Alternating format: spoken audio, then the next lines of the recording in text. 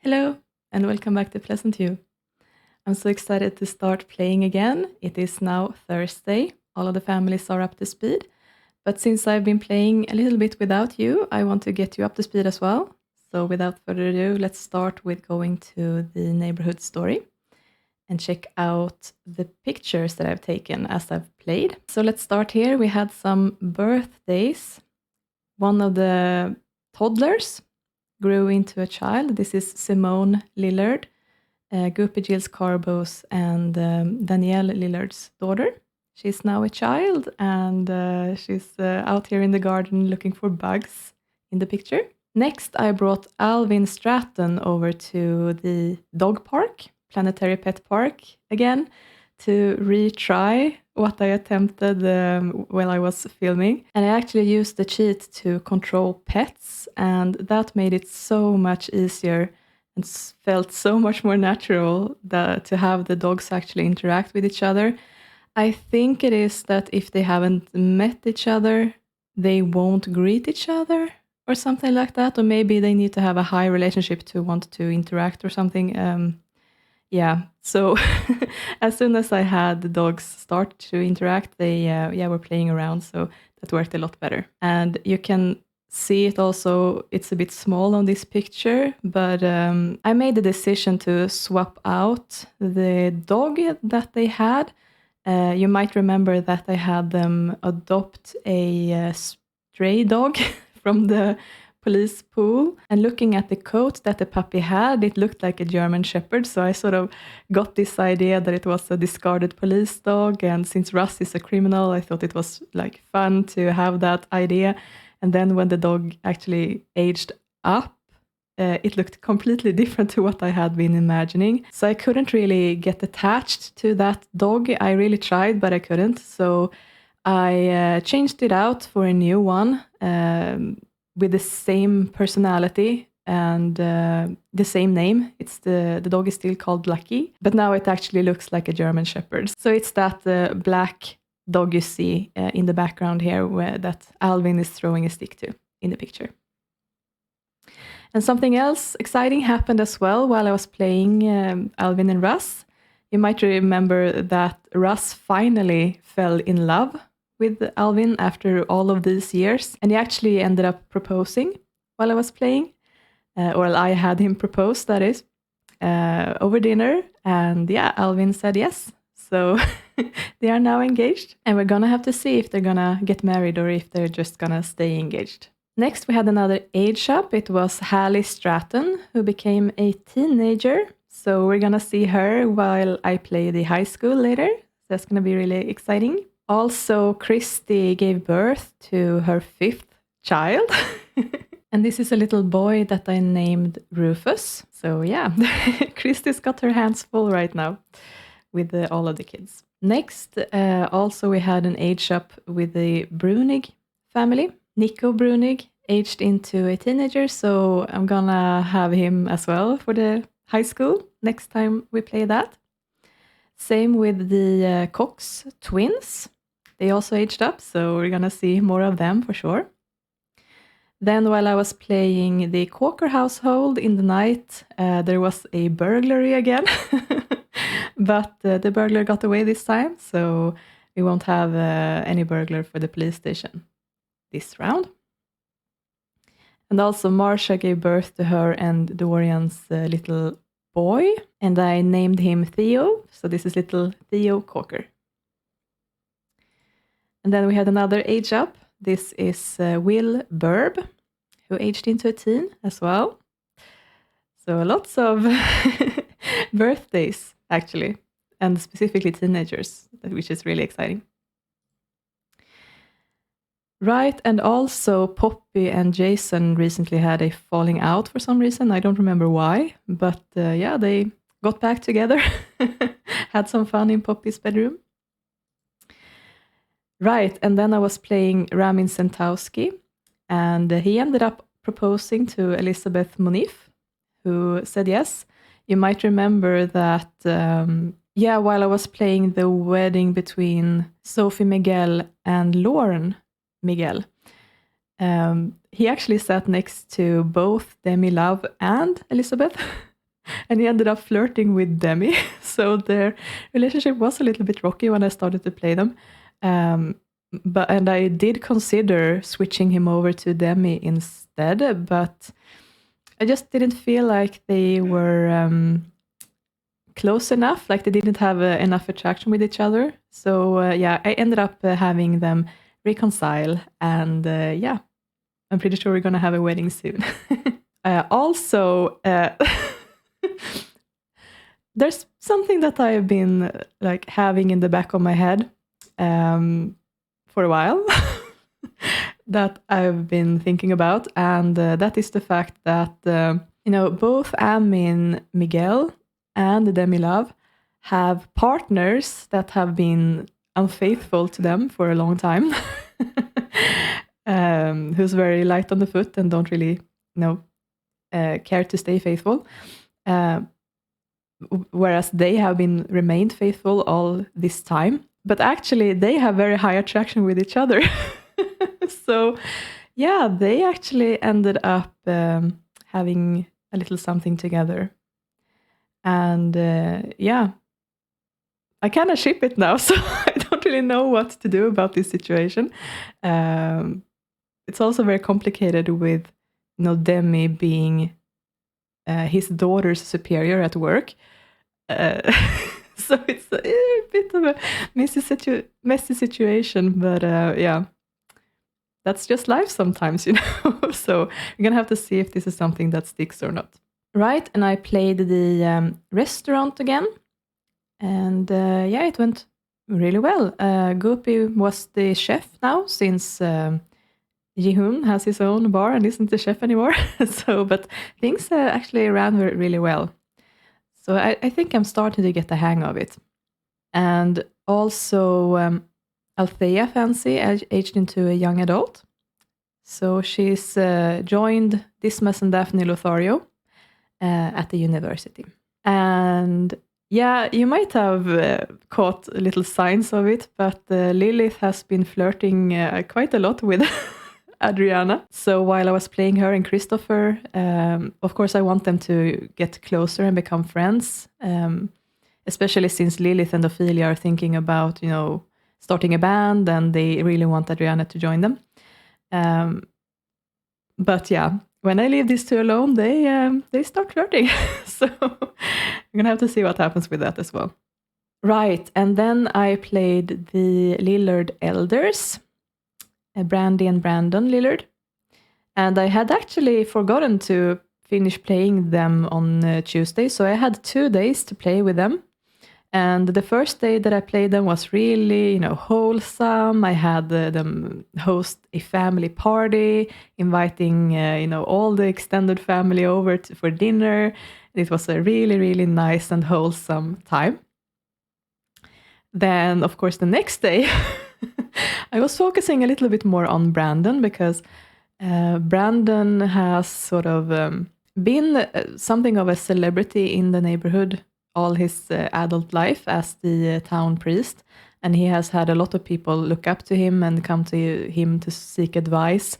But now that he's retired and has handed that over to Christy, he's not enjoying the same benefits anymore. So he has become a little bit desperate, and also being, close to his expiry date, or what to say. He's feeling death approaching. He is not as young as he once was. He really wanted to get one of the power wands in and woohoo with 5 different sims, I think it was. And I really wanted to make that happen for him. And as you might recall, when I rolled the sickness at the start of Wednesday, Jan Tellerman's husband, Cormier, actually became so ill that he had to move to the retirement home. So she's been really, really lonely in that big house that she lives in. And she's been wanting some companionship. So the two of them drove up to the gas station to sort of have a little bit of alone time somewhere private, away from the public eye. Or so I thought. Because of course what ended up happening was that first his daughter, Chloe, walked by and saw them out on a date, became really upset. But she just saw them flirting with each other, basically. And I thought that that was the end of it, but no. Next, when they started to like get more into it, also his sister, Lauren, walked by, saw them, and yeah, she was also horrified about it. But yeah, of course, I thought that that was the end of it as well. So I moved the date further, and they had moved into his car. And of course, then Tosha, his eldest son's wife, walks by as well, sees them, and well, she just saw them sitting in a car together. She technically didn't see them do anything worse than that, but yeah. Brandy did end up getting a phone call from Lauren randomly when I was back at the house. So she's pretty pissed off at Brandon right now. She's really questioning what he's being up to, and if she sees him together with Jan, I think that she's gonna know what's up. So yeah, he technically did get the power want fulfilled, but it came at a heavy price, and yeah, Brandon is gonna have to be very, very careful from now on. Moving on, I have been talking about the library for a bit, that I wanted to make it into an owned community lot instead, to make it run a bit smoother. And I have been keeping an eye on Vamsi Tomjoy, and finally actually moved her into her own house with cats, of course, that I knew that she wanted. And yeah, I actually also had her move in with Makoto St. Julian. They were teenage sweethearts that were separated for many, many years, and she had children with another man. But now they have come back together, and unfortunately I had to sheet a crush for them, because that was sort of my story. But yeah, they're living together now. They're not in love, but they are enjoying each other's company as elders in their new house. And Makoto doesn't have to be at the Eldrone. He's still pretty young, considering, actually. So yeah, it's really sweet. And I actually also moved in a child for Vamsi, and that is Sandy Fairchild. And she's one of the Sims that I actually have had my eyes on for a bit, since she's working also in as a cashier in Randy's business. And yeah, I made her Vamsi's daughter. They actually have the exact same face. So, and I made Waylon Fairchild her father. So he's also gonna be walking around in the neighborhood as the repairman, of course. Then something really sad happened. Romeo, Dina Landgrab's dog that she's been having for many, many years, sadly finally passed away. He became too old. But on the flip side of that, something pretty fun happened while I was playing Alvin Stratton and visited the dog park. The Bruenig family has a little Chihuahua dog as well, a female dog. And yeah, they ended up having some fun in the park. And the result was 2 small little Chihuahua puppies. So even though Romeo has passed away, he actually left something behind for Dina, who has a little Chihuahua puppy that I named Lord. So even though it was very sad, it also was bringing some happiness with it. So that was actually really nice. I got Romeo for Dina before I got the shorter lifespan for pets. So he's one of the pets that have been in my game for a very long time. So it was really, really sad to see him go. But yeah, that's just life. While I was playing the land grabs, I had the teenagers go on some dates. Alba and Hugo Bendette went on a date, and they were like this close to having their first kiss. But I didn't want them to have it without you there. So I held off. They have just been flirting for now. And this is them at the soccer field. And then also Archie invited over Hazel. And they also spent some time together in his room. But it was very brief. I was playing Marissa Bendette and the City Hall. And yeah, Chloe Marsha and Marissa became a bit closer as well, working together. And I actually also hosted a press conference because there have been so many break-ins recently, what with the burglars and everything going on, and actually also some burglars caught by the police. They held a press conference to sort of calm the population of Pleasantview. And of course, the reporters were there, and Ricky was there to take photos as well, so that could also be published in the newspaper. Here's just a nice picture that I took of Sandy Bruty lounging seductively on the bed while her daughter Julie was doing her homework. Then, I ended up actually... I'll get back to that, but for one reason, the Langrek family moved to another house. And Natalia randomly brought home Nathan Cox home after school, and they ended up hitting it off really well. So she doesn't have that one romantic prospect now. She has actually two, so let's see what happens with that. Also, Ricky and Phoenix moved as well. And they actually moved into Don Lothario's old condo, the one that Sophie Miguel had previously. And Ricky was actually having the day off, and I was just about to sort of send him to a community lot to snap some pictures for the newspaper when Lilith randomly walked by. So I couldn't pass up that opportunity. I invited her in and also teleported Hope over for the three of them to spend part of the day together. And Ricky actually ended up teaching Hope to walk, finally. So Lilith was just hanging out, watching TV, chilling out while he was interacting with his daughter in the kitchen. And that's sort of the level of their relationship right now, that they have like visits for him. Either they come to him or he comes to them.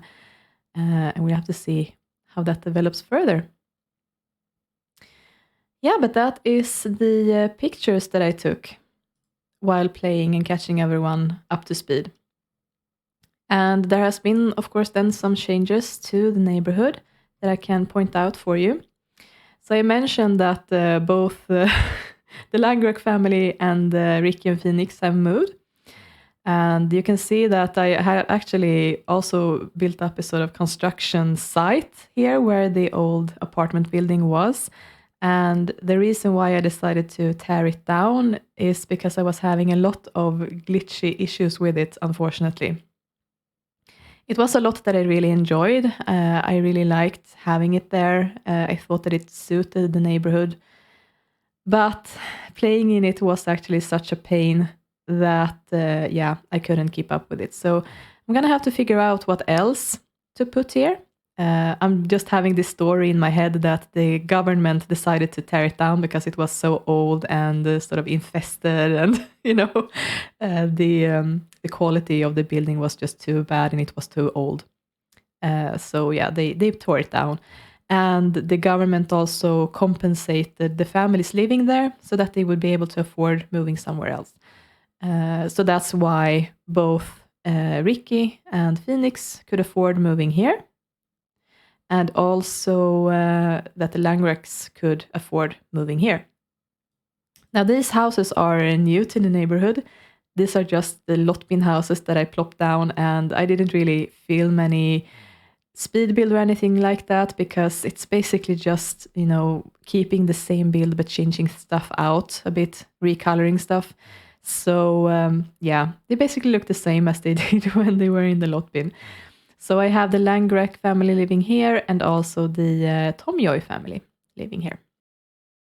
What else is different? Right, as I mentioned, Cormier moved in to the Pleasantview nursing home. So he's up here. And I also ended up moving in Demi Love's father, Christian Love, in here as well. So he can sort of hang out and age together with everyone else. But then, of course, Jan was very lonely in her huge house down here. And I also sort of kept in mind, like, what will happen to the house when she's too old to keep it as well. and realized that, well, it's been my plan for a long time that Chandler is going to take it over. So I actually had Chandler and LaShawn move in together with his mother, which is going to be interesting, what with Jan's personality. But yeah, so they've moved in and we'll take care of the house and everything so that Jan can just relax and be retired and happy, basically. But yeah, that's pretty much it for what's been updated in the neighborhood. Oh, I actually realized that I forgot one thing. Or two things, actually, now that I think about it. One of the things was that Goopy has earned enough money now from his restaurant to actually look at some other place to live. They have been living in this apartment building for a very, very long time. But now they could actually afford something else. And also what with Althea moving out, they didn't need to have that many rooms anymore. So I actually had him and Marissa move in here instead, next to the Lillards. So they live in this sort of also lot-bin townhouse that I renovated for the Lillard family. So that's going to be sort of their house as they grow older as well.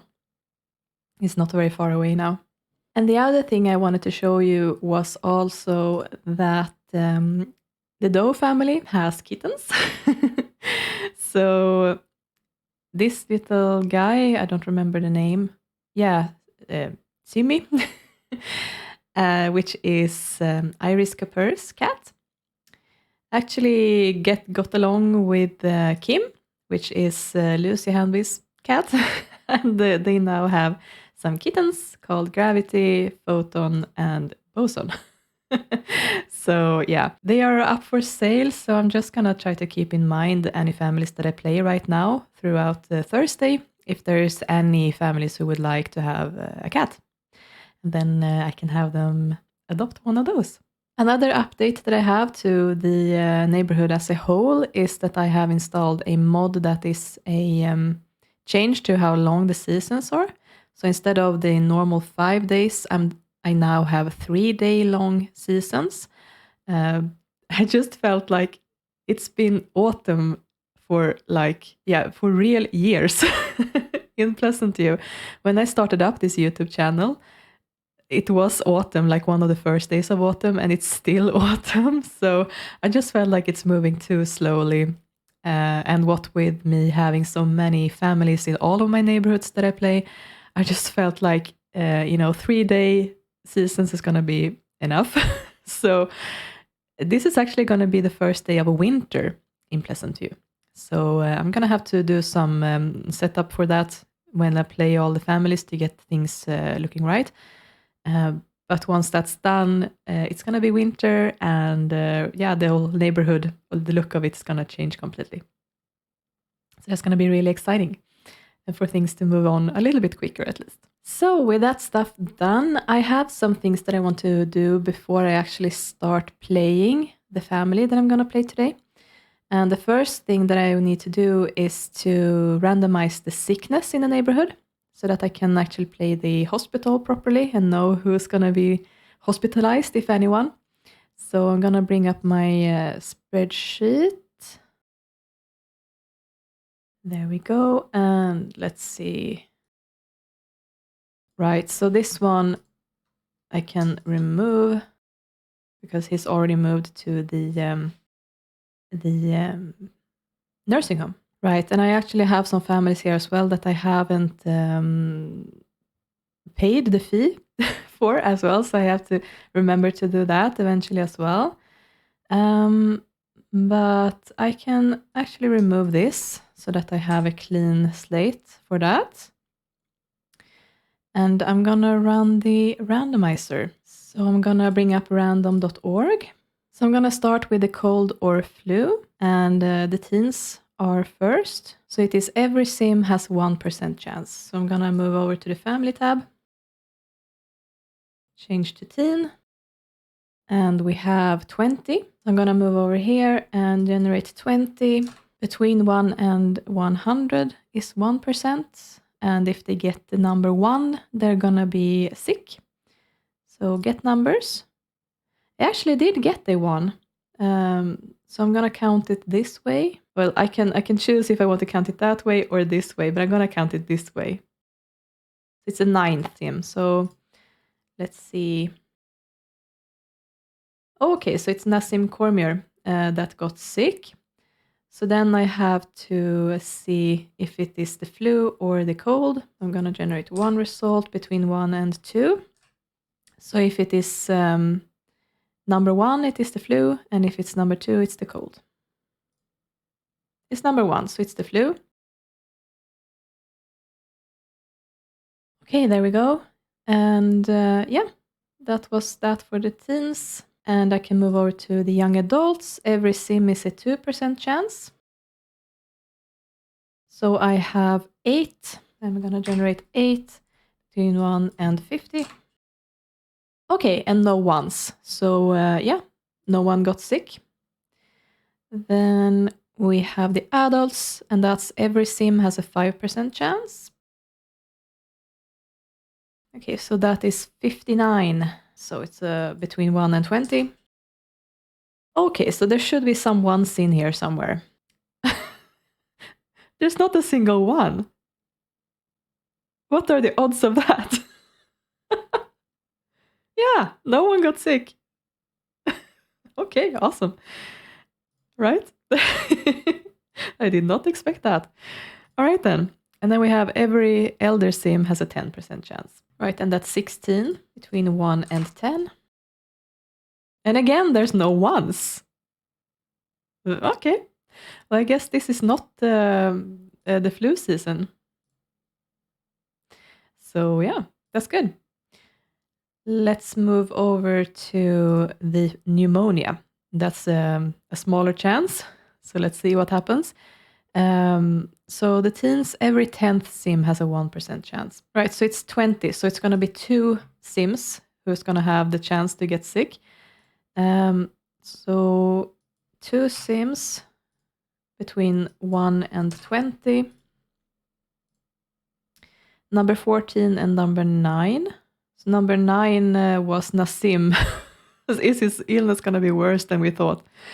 And 14 is Jason Fancy. Okay.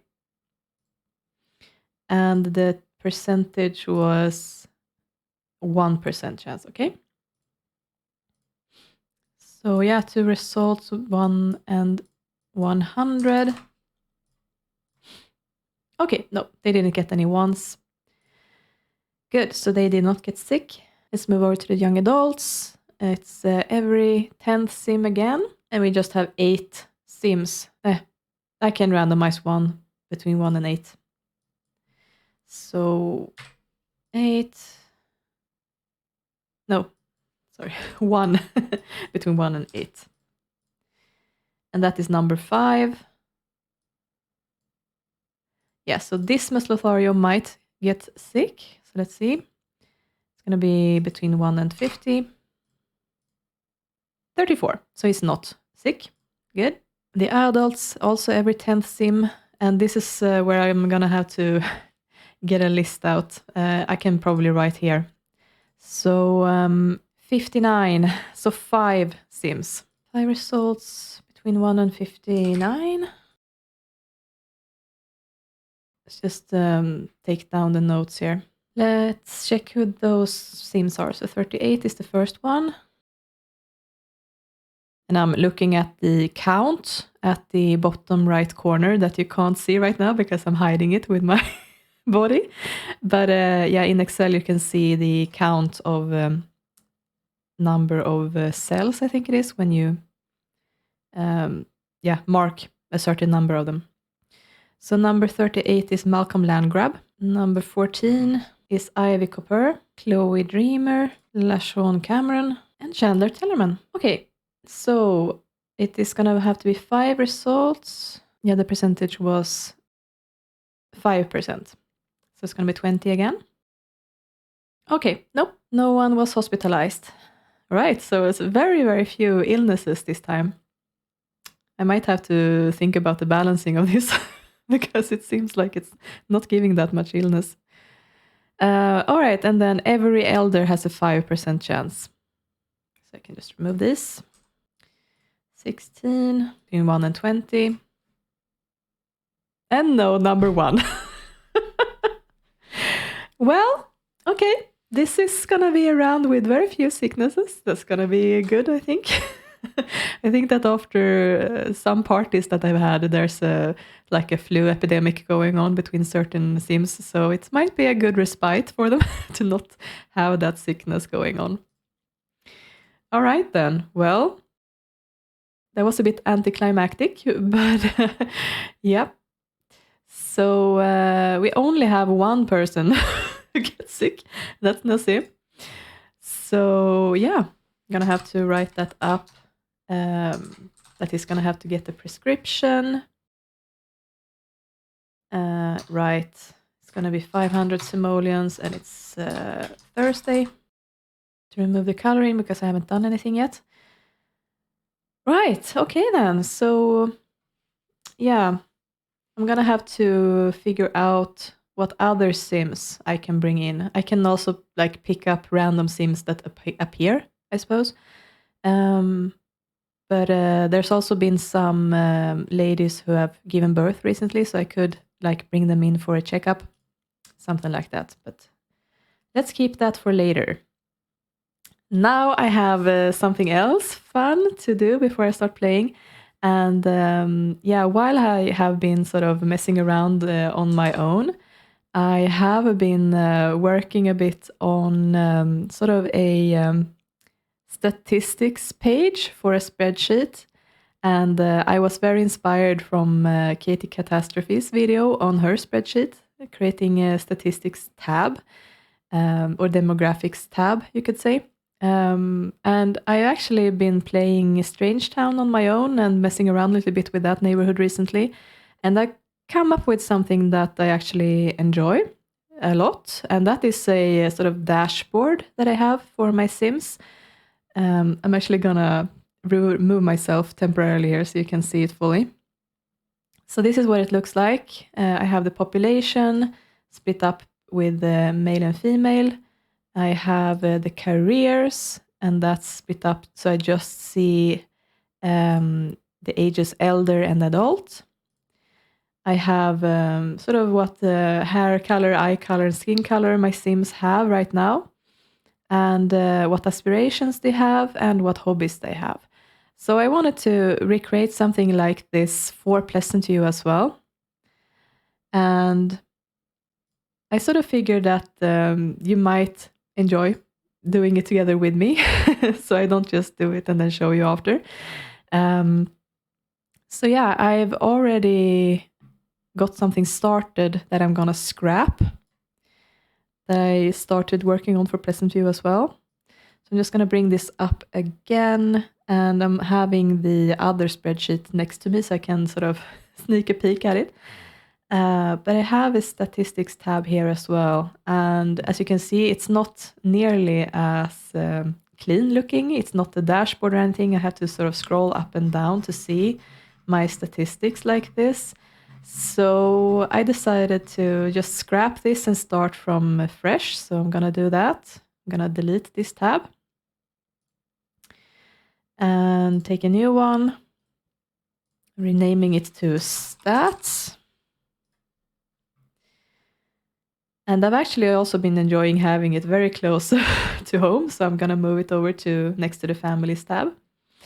And the first thing that I realized, I can show you with my Strange Town spreadsheet here, that I had to do in order to actually get this showing properly and everything, because I'm using pivot tables for this. I have sort of hidden them on the side here, so I don't have to see them when I look at the dashboard.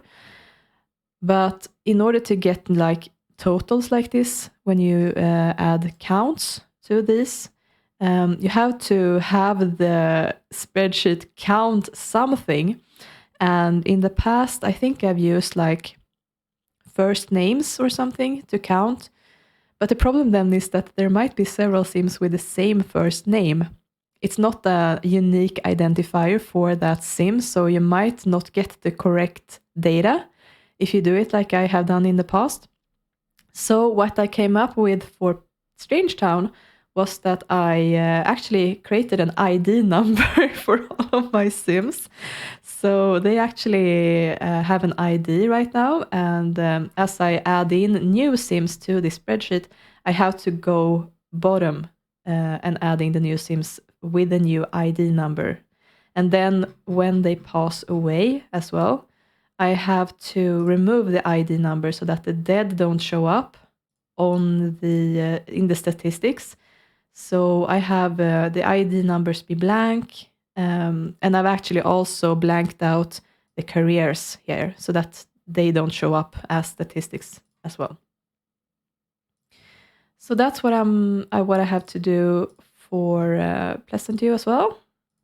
Just remove this back to the side. So if I go to the family tab to start, I can mark this.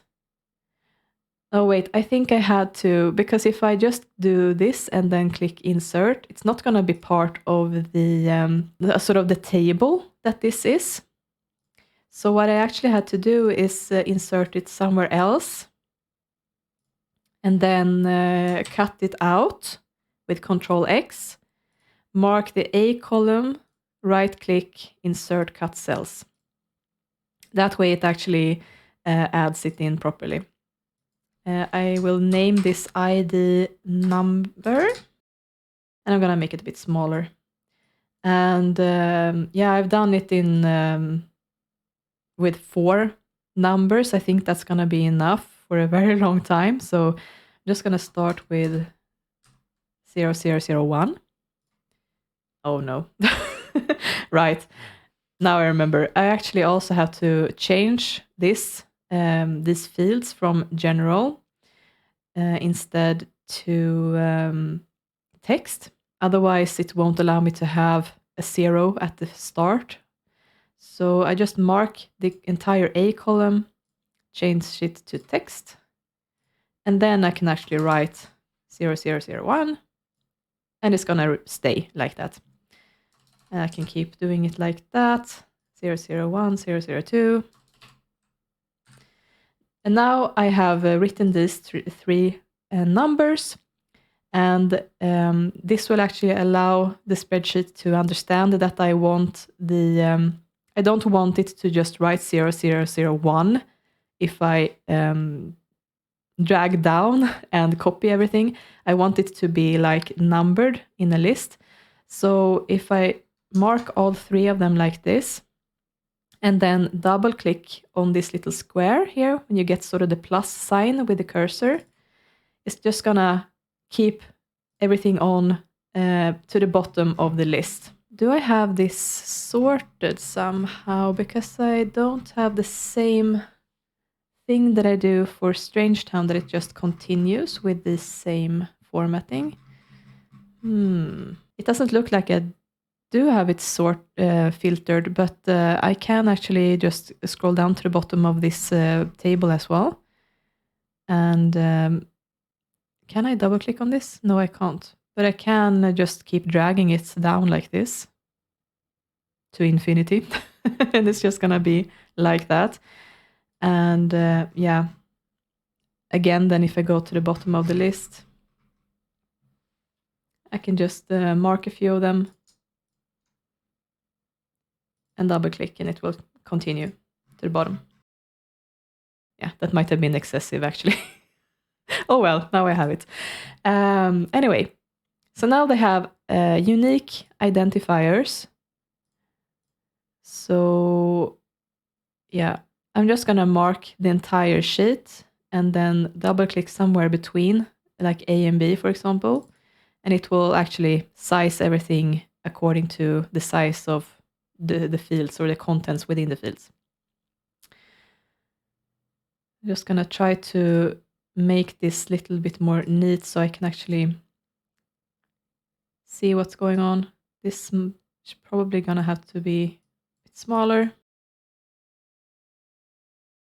Right, good, because now I can also see the end of this, so I don't have to like scroll back and forth like this to see everything in one go. Great, so that is step 1 to this. Next, I can actually go ahead and start creating my PO tables. And The first thing that I want to do is create the diagram for the population. So I'm going to just scroll a bit to the side here so I don't have to have it like in my face. The first one is at AF for the Strange Town one. So I'm just going to stand in this cell, AF2, go to Insert, Pivot Table, and then I have to select the table range that I want to pick out from. So I'm going back to my Families tab, and I'm marking all of the columns, and I just click OK. And then I have a pivot table in this. And I think I have to remove myself again so you can see properly. And there we go. So for the population, I actually have it so that age is in rows. I have male, female in columns, and ID number in values. So that becomes the count of the ID numbers. And then I have sorted this a bit so that you don't see the blanks. Not interested in that. This doesn't have to have that name. I can just remove this and put a dot instead, I think. So I can make this a bit smaller.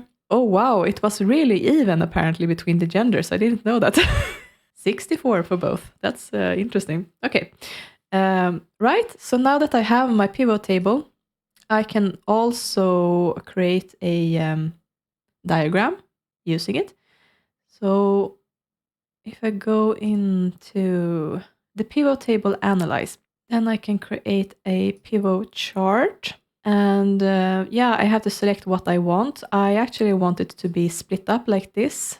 So you have male, female looking like that. So I'm going to go ahead and click OK, creating that. And yeah, then I can just bring that to the side here and start out my dashboard with this.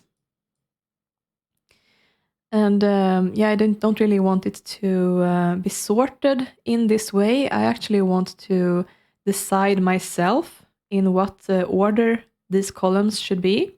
So what I can do is go back to my pivot table and right-click in the field with the age stages, and then use sort, more sort options. And I can, yeah, do manual. You can drag items to rearrange them. I think that was already set up. But yeah, if I take elder, I have to actually, there we go. So if I hover over the edge of it like this, and you get this sort of cursor with the arrows pointing in all directions, you can actually pick it up and move it. So I'm going to move it to the top of the list. So I have elder at the top. Then I'm going to do the same with the young adult and all of the other stages. There we go. And that actually also affects this. So now you can see that elder is to the far left and baby is to the far right. But then I don't really want the design to look like this. It's not really, doesn't have to be designed like this. I can make it look a bit neater. So I don't need to see this count of ID. I can hide that by right-clicking it and hide the value field. So then it disappears. Same thing with this, the age one.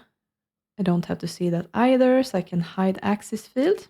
For this one, I think I used, let's see, was it format chart area? Okay, yeah, so if you go here, you can actually select where it is located, and I want it at the bottom instead. So this is where I want to see what that means. Then I actually also want to see the values inside of these columns. I know how many sims there are. So if I right-click on this and add data labels, it's going to show me how many sims there are. I can click this plus button to add a chart title. And I had named this population. Right, and then you can also pick a different style for this. And I had actually gone with, I think it was something like this. Yeah, that's what I picked. Change it out a little bit. And I actually also wanted to change the colors a bit. So this one is male. So if I right click on this, you get this fill bucket and I can pick a color. And I might want something like this. And then if I do the same thing with the female, I can pick another color. I think I'm going to go with something like that maybe. Oh, it's very pale though. Can fix this a bit. So if I go to more fill colors, I can actually select exactly what color I want. So I might go with something a bit darker. Shows up a bit more. Yeah, something like that. I can probably make this a bit smaller. It doesn't have to be this big. Yeah, now it looks pretty much as it does for my Strange Town one. So I'm going to move on to career popularity. So I'm going to scroll to the side again to get my pivot tables. And I'm going to create this at the side of this one. So again, I'm going to go insert, pivot table, and select the range again. Okay, and then I have a new pivot table created here. For this one, I want career to be at the top. I want to add age. And then I want the ID. And I actually want to change this because this looks very, messy like this. And it's a very long list like this. So if I go to design, I can I can remove subtotals so you don't have to see that. And then I can change it to a tabular form. Then it becomes a bit more pushed together like this. And if I sort out the blanks, I don't want to see those. And then I can actually also sort away the age stages that I don't want to see. So if I add in adult and elder, and I think I might also want a young adult, or do I? Maybe I don't want to see young adult. Maybe do. Let's go with seeing young adult for now. Then I actually have them anyway. Right, so then I can also create a pivot chart for this, but I want it to look a little bit different, so I'm going to select this one instead and click OK. And as you can see, this looks very messy from the start, but I'm going to fix it up a bit so it looks neater. So the first thing that you might see is that this looks not that good. You can't really see the careers in a constructive way. So the first thing that I'm going to do is actually go back to the pivot table. Is it this? If I right click here and then I can expand or collapse, and then I want to collapse the entire field. So then it's just bunched together like this. And then if I go back to the chart, it looks a lot neater. Then it's actually just showing the careers and not also all of the ages. Right, I don't need to see the count of IDs. So I'm going to right click and hide it.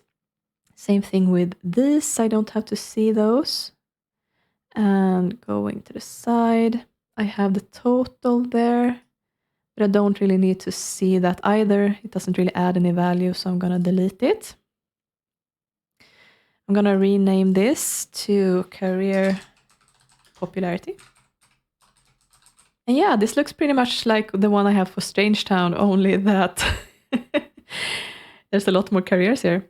So yeah, I think I can drag this down a little bit. It was right there.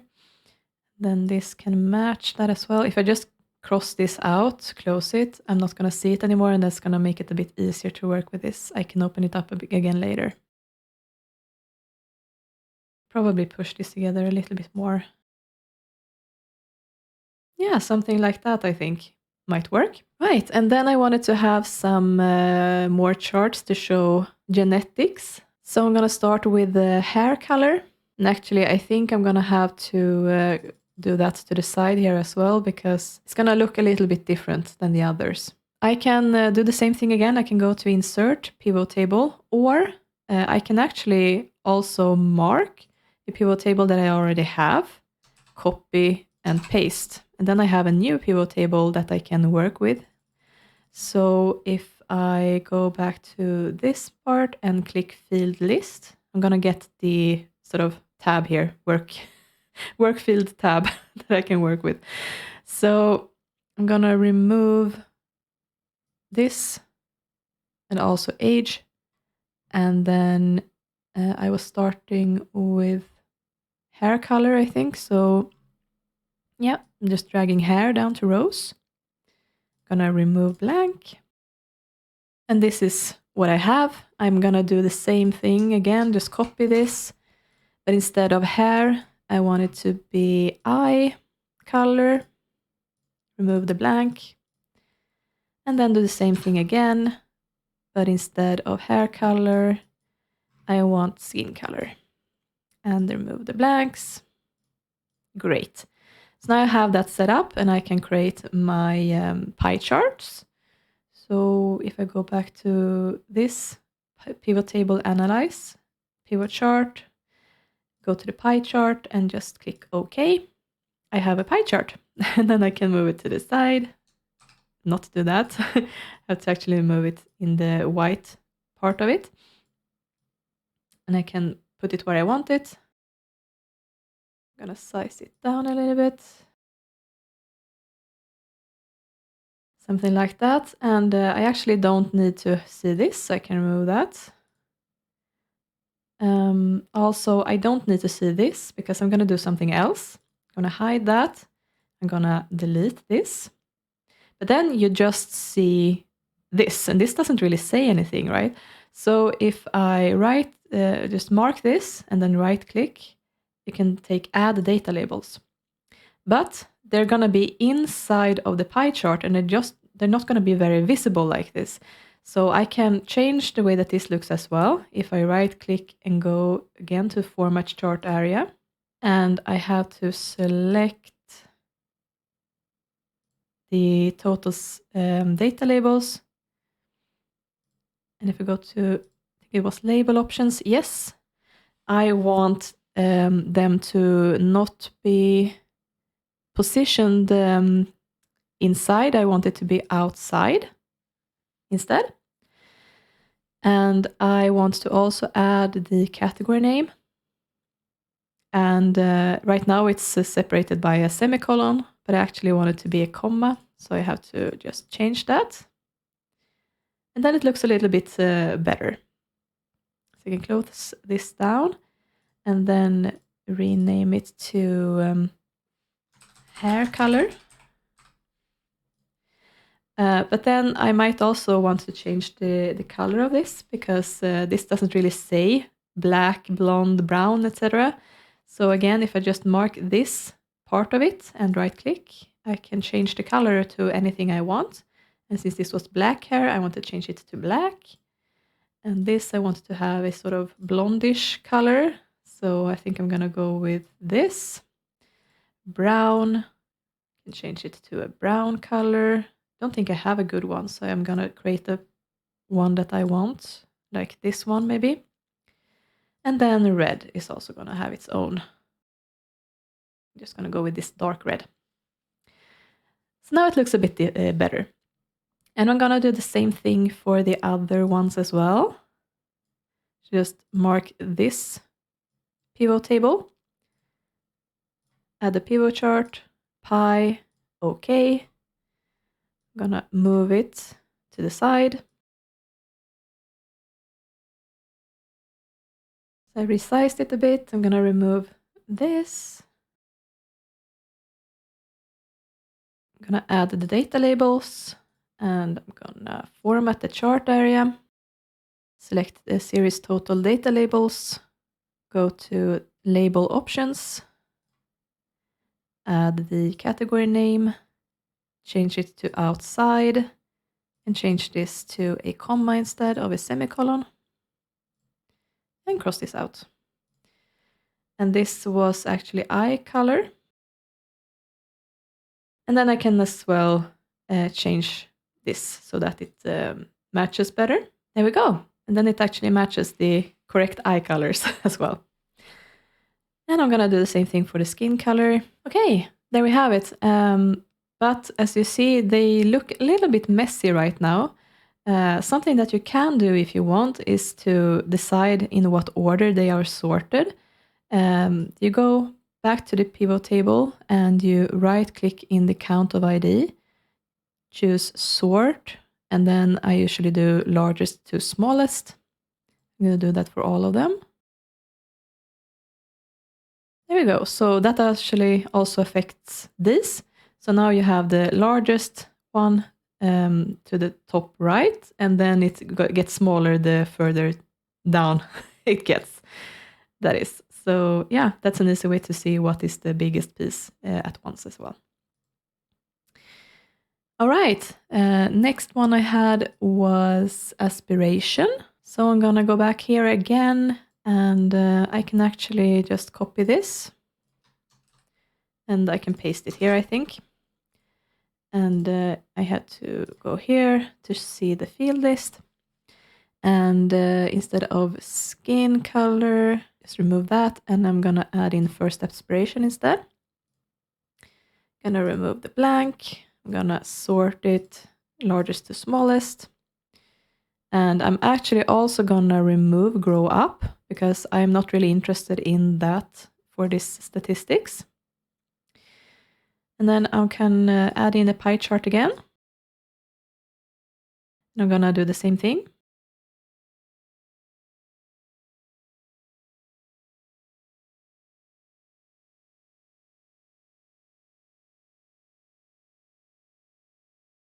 Right, and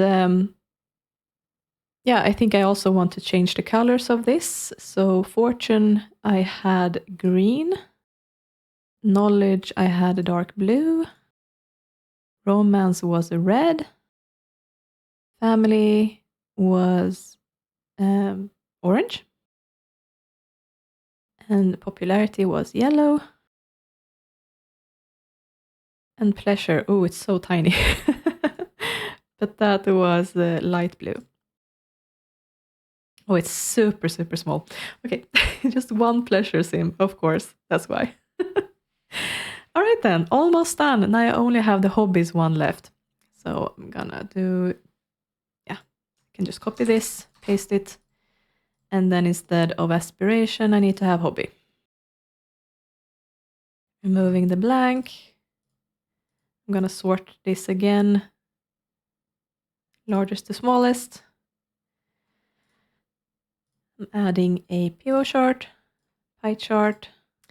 Right, and for this one, you can see that when the categories get smaller and smaller, it becomes a little bit messy with the text. So what I did for this is actually, instead of sorting it by size, I sorted it by alphabetical order.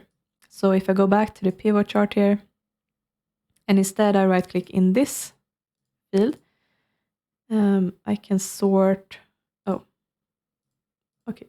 Now it actually had to be the cell that's selected. And I can sort A to Z. And then it's in alphabetical order instead. It's still a little bit messy like that looks like, but I think it's better at least. It's just the cuisine and film and literature that's a bit bunched together like this, so that's fine. For this one, I'm actually just gonna leave the colors as they are.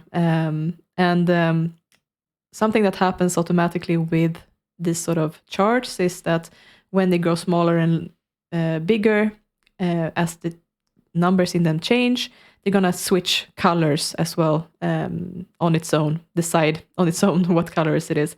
But if you have already recolored it to something specific, then it will stay that color no matter what size it is.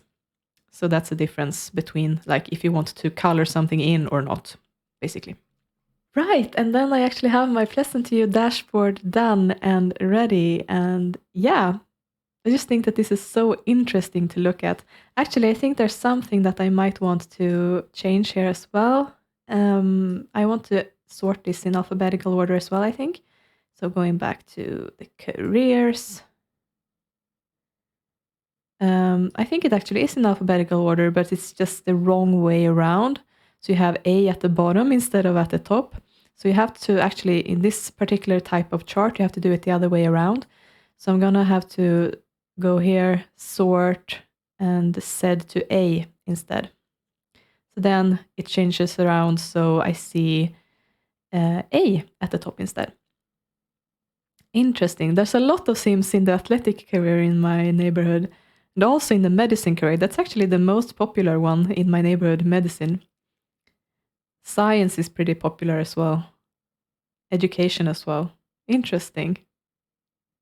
Yeah, it's really fun to look at this demographics.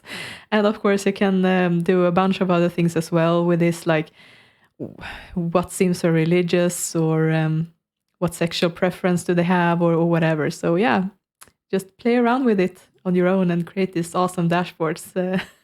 And yeah, I would love to see them as well if you create them. So share pictures with me. I would love that, actually. All right, so with the sort of maintenance part of this done, I can actually go on to the family that I was going to play today and start playing. So if I just go here, we have Jennifer Pleasant. So let's pop into her household. Okay, so here we are at the house. And yeah, as you can see, it's still autumn. It says it's 2 days left in fall. So I have to actually fix this to get it to work properly. So the first thing we're going to do is go to buy mode, to the miscellaneous, and pick out the sim wardrobe, season, and weather controller. And let's just put it here somewhere. And I'm going to manually go in and set season 3. There we go. And then you can see it just says 3 days left in winter. So that's what I'm going to have to do when I go into all of the households that I have, to just take this out and set the season properly. Right, so we have Jennifer here. She's up and about. And it's actually her birthday today. She's going to age into an elder. So yeah, we're going to see how that works out. So let's just start her day for now. And of course, we're going to go to the hospital today for her to work. And as you can see, she has quite a lot of money now. I had her take out the business reward for more money, because I just felt like she has worked her whole life. She should have earned a lot of money by now. So it just made sense in my head to do that. And yeah, she's actually feeling quite well. She's just going to have her morning routine going on. Let's just grab some breakfast for her. So Jennifer is still single, living here in this big house alone. She hasn't found a new romantic interest yet. She's just hanging out with family and friends. So I have been thinking about anyone who could be interesting to her. But then again, she's like getting up in age, and she has been living alone for so long now that it just sort of feels like I would be shoehorning something in if I forced it. So if she meets someone, that's great. But otherwise, she doesn't really have that much prospects to pick from, really. So yeah, I think I'm just going to leave it as it is. All right, can go ahead and just clean that up. Oh, looks like she really needs to take care of her plants. They're not feeling that well. But there's actually something else that I also wanted to show you. I talked about in the last rotation that I wanted to set up my own custom newspaper. And I actually got it to work. She has an old one and a new one lying here waiting. So I've actually created my own custom newspaper. And I'm really excited to show you what it looks like. So I'm just going to have Jennifer read it so we can take a closer look at it, what I did.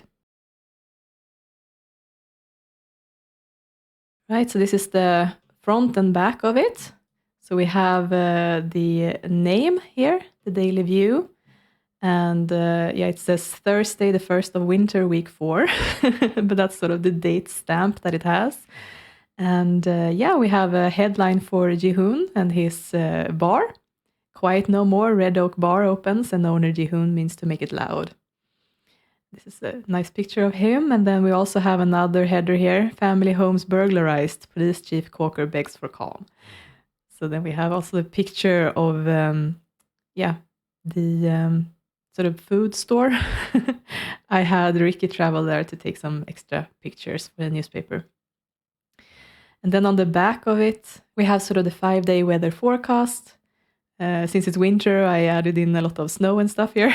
And we have a sort of crossword puzzle here.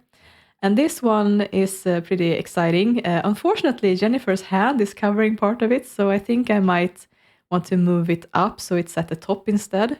But this is announcements and advertisements. So this is where I sort of added in little announcements about like new babies being born and things going on in the neighborhood. So we have 4 announcements for little babies being born to the Kauker family, and this is the Dreamer family under her hand.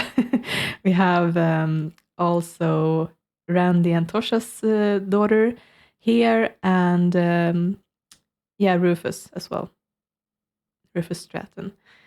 We have an announcement for the litter of kittens that's up for sale as well. So if anyone wants kittens, they can contact Iris. We have a job opening at Trattoria di Carbo for a chef, if someone pops up. And we have another cute puppy for sale. Marilina is selling the second Chihuahua puppy that she got at the park. So that's there as well. And then we have a little short notice about In Loving Memory. We will meet again on the Watcher's Green Hills, Romeo. So that's a little notice from Dina that I added in. And then also at the bottom here, we have a band looking for members. So it's contact details if anyone wants to join Lilith and Ophelia's band, that is. So that's the front and back of it. And then if you look inside, we actually have first the article about Jihoon's business. So this is what it ended up looking like. The text is a little bit stretched out in places, but hey, it's a newspaper, so I think it's fine that it's not perfect. So I have this written in English, and I did not write all of this myself. That would have taken me days to complete all of that. I actually used ChatGPT to write this text, and it actually became so good. It was the first time I used it, and I was really impressed with it. So this is written by that. And yeah, I can sit down and read it if I want to, but of course it's just for show, really. So this is just about his restaurant. Let's see if she can switch pages to the second one, and I can show you that as well. Yeah, here we go. So this is the other side of it. So this newspaper actually has like 2 spreads. So this is an article about the press conference that Dorian Kauker held at the City Hall. And, more an article really about the insecurity that people feel with the recent burglaries in the neighborhood. And then we also have an exclusive interview here with Brandy Burb. After she was burglarized, she also wanted to have her say about the whole situation and urged the police department to take this seriously, sort of. So yeah, that is the custom newspaper that I created, and I'm so pleased with it. So now I can actually have my custom The Daily View newspaper, and it actually shows up in game as well. That's really cool. Of course, it shows up in all of the neighborhoods that I play with, but hey, that's fine. Yeah. So I'm really excited about that. And of course, I'm gonna change it out after every day that I play, moving on forward. But you know how long it takes me to play one day in this neighborhood, so it's not gonna be a lot of work for me. If you are thinking about doing something similar to this, then you wouldn't really have to have it one day. It could be a weekly newspaper or something like that, or like a weekend newspaper or whatever. So don't put down too much work on yourself if you're thinking about doing something like this. Cool, but there's 1 hour left before she has to leave. I think she can put that away and she can recycle this newspaper to have it all neat and clean before she leaves. And she's just putting that down on the floor here. I think maybe I want to add in this sort of table or something here that she can put down this on. Yeah, that looks good. Nice. Then she won't put the newspaper on the floor anymore.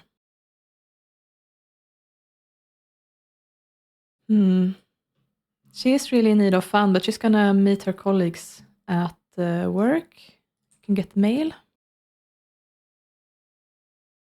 Oh, wait, what is that? Who did she piss off? Oh my goodness, what was that? Let me see.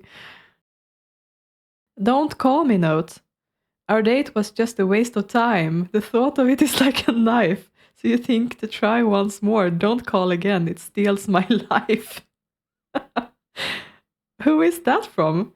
I don't remember she was on a date. It must be really old. Oh, okay. She was on a bad date with Grayson. Oh, I didn't remember that. Well, he left her a little something. It looks like it's been lying there for a while. All right. But I think she can actually go ahead and drive to her community lot now.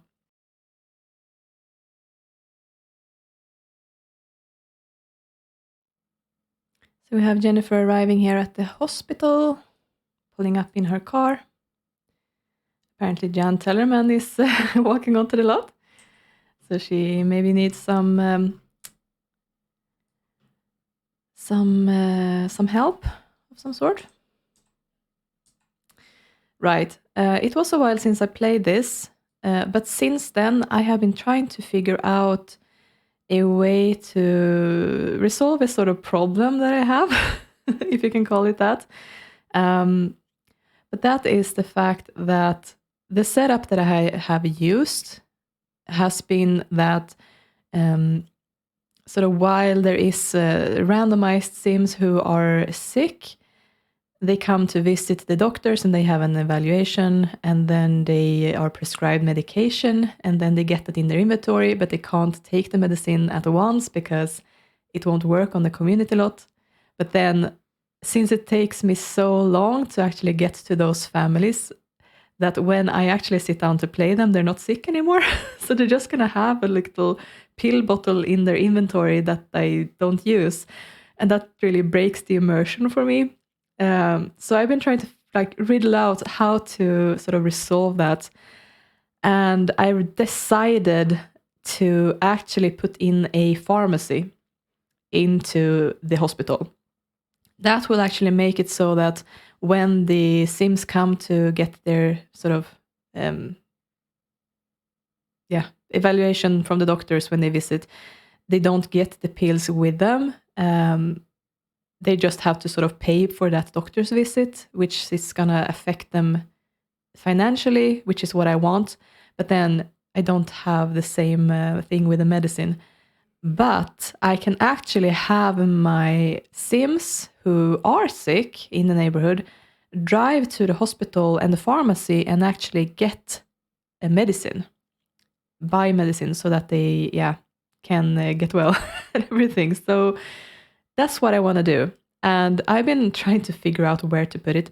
I don't have the lab down here anymore, but I still want to have this room for the for the hospital workers, because I really like having this sort of operation station and everything that looks like this. I really like this. It looks really neat. But what I have sort of realized is that this lecture hall isn't as needed now as it was in the past, since I built the library. The Sims at my universities are going there for their lectures instead. And any conferences or press conference, like anything like that I want to have for the hospital, I can actually have at the city hall instead. I don't have to have it at the hospital.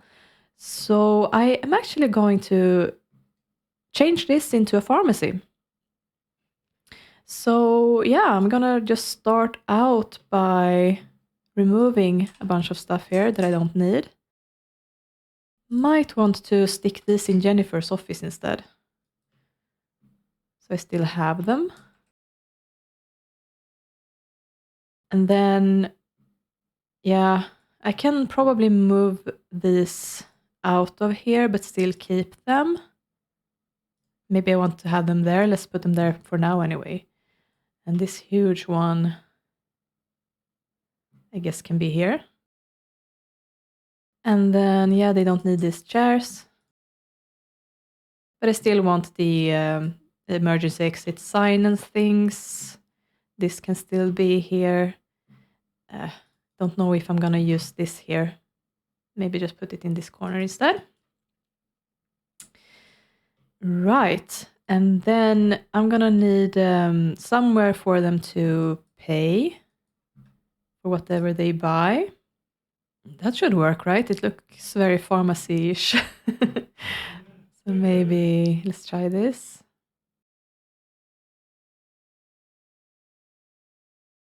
Yeah, something like that. And then I can have the pharmacist stand here. Like that. And of course, there needs to be a bunch of shelves. And I was trying to look into before this what shelves I have with a lot of slots on them. I think I might be able to go with that, but let's see. Yeah, maybe this. Yeah, so I actually also got some decorative pharmacy stuff in preparation for this. I think they should probably be in MISC. So I can actually stock the shelves not only with real medicine, I can have some decorative stuff as well. Maybe they're in statues then. Yeah, actually they're here. I just missed them. So this is one of them, a box of medicine. So if I just check the slots here. So this one has 2 for every shelf. And this one has 3. Okay. I think I might go with this one then. And let's make a row of shelves here. Oh, nice. You can use it with the quarter tile placement. Thank you. It's such a pain to have to freehand it, but this one works perfectly awesome. Okay, so this one has a bunch of recolors that I can use. So let's put that down for now. This was made by... Right, it's from around The Sims from the start, but it was recolored by Two Fingers Whiskey. Oh, yeah, it's a candy bar, but it's actually medicine, so I have to go to the recolors to actually see it, so something like that. And the candy bag, which is actually, I think this is like salt for baths. God, I have so much tiny stuff. There's supposed to be pill bottles as well. This one I already picked out. Yeah, this is one as well. Oh wait, here's one I think. Yeah, this is one as well. I also got some stuff here from the hospital set that I already had. I guess I can use this as well. Where are those pill bottles? Those are almost like the most important thing. And I can't find them. I'm starting to think that maybe I messed up and didn't get the mesh or something. Yeah, I think I must have missed the mesh. Yeah. So let's just ignore the pill bottles for now. I'm gonna have to put them in next time I play this. That's a shame. But anyway, I have the real pill bottles anyway, so that's fine. So I'm just gonna sort of stock these shelves with stuff. Yeah, something like that. And then I can probably make this a lot more detailed later, but make an opposite shelf here. Maybe I want this to be more like in the center of the store. Then I can actually put down the real medicine here. All right, and there's different kinds as well. Yeah, so that's That's all of the medicine she had. I might rearrange this a little bit with other stuff as well. Yeah, good. And then I can actually put everything up for sale. Because then the chances are pretty slim that they will buy up all of the stock of the actual medicine. I'm hoping. Otherwise, I might have to hide some away so that there actually is something left for when my Sims come. Actually, I might put everything up for sale except the medicine. And then when I leave, I'm gonna have to try to remember to add it. Oh, that sounds risky as well. Maybe I should just put everything for sale.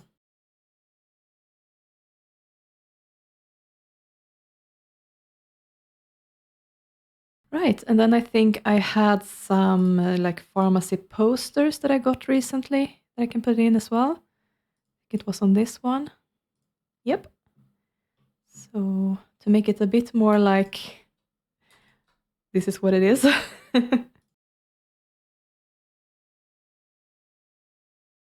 Right. I mean, it's not much, but it's the start of it as well, anyway.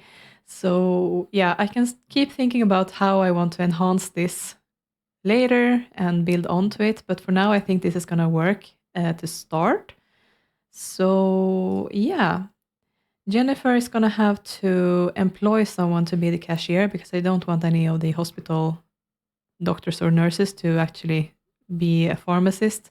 I feel like that's a different job. So yeah, why don't you call, or is it real estate?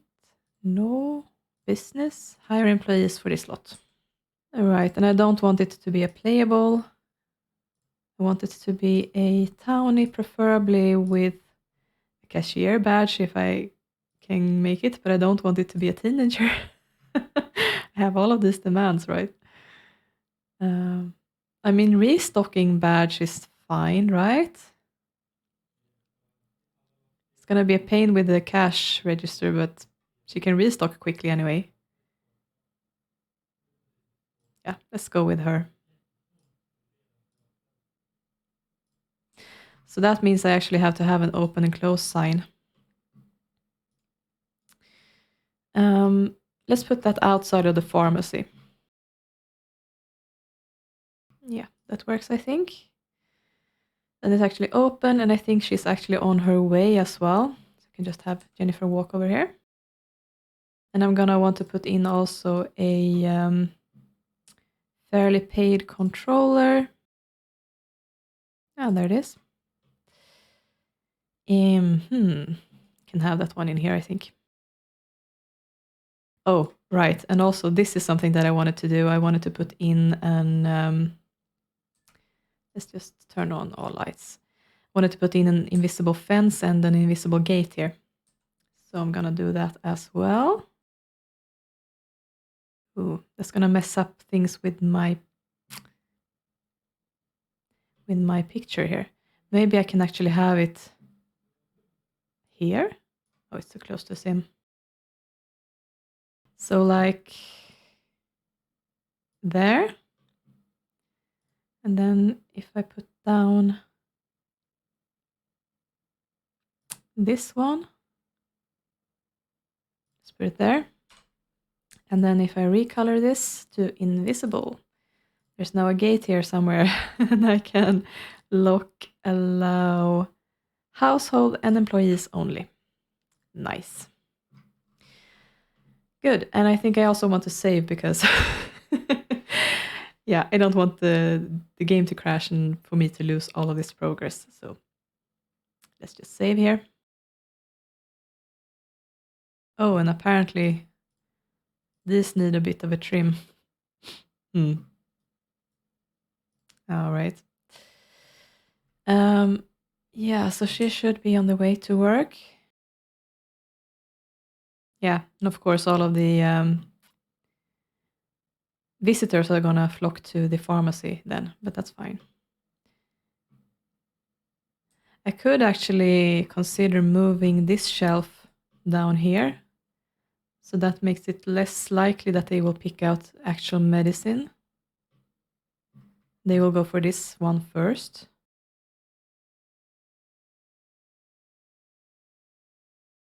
Yeah, let's try that and see. So where is that employee? Do I have to call her in? I thought that for sure she was going to come in on her own. Yes, let's do that then. There she is. Good. So I want to assign a work outfit for her. Set the uniform. And she should dress something like a pharmacist, I suppose. So she should have like doctor's robes on her or something. Something similar to what Jennifer has. Actually, don't think I've seen her before. Should be a newly generated sim. Let's see if her face changes or not. I got a very helpful tip about a mod that's supposedly supposed to prevent that glitch, you know, that the face is changed to something completely different when you set the uniform at the business. I have yet to see if it works or not.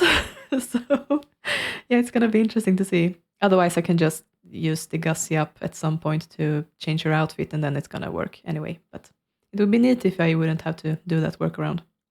Yeah, she can have this, so she's a bit different from Jennifer, I think. Let's go with that. All right, good thing that I saved because it crashed when I tried to assign the uniform for her. So yeah, I'm just gonna redo some things here. I'm gonna start by moving these shelves. There we go, and I think I have to call in the employee. Let's see if she appears. Yep, she did. Good.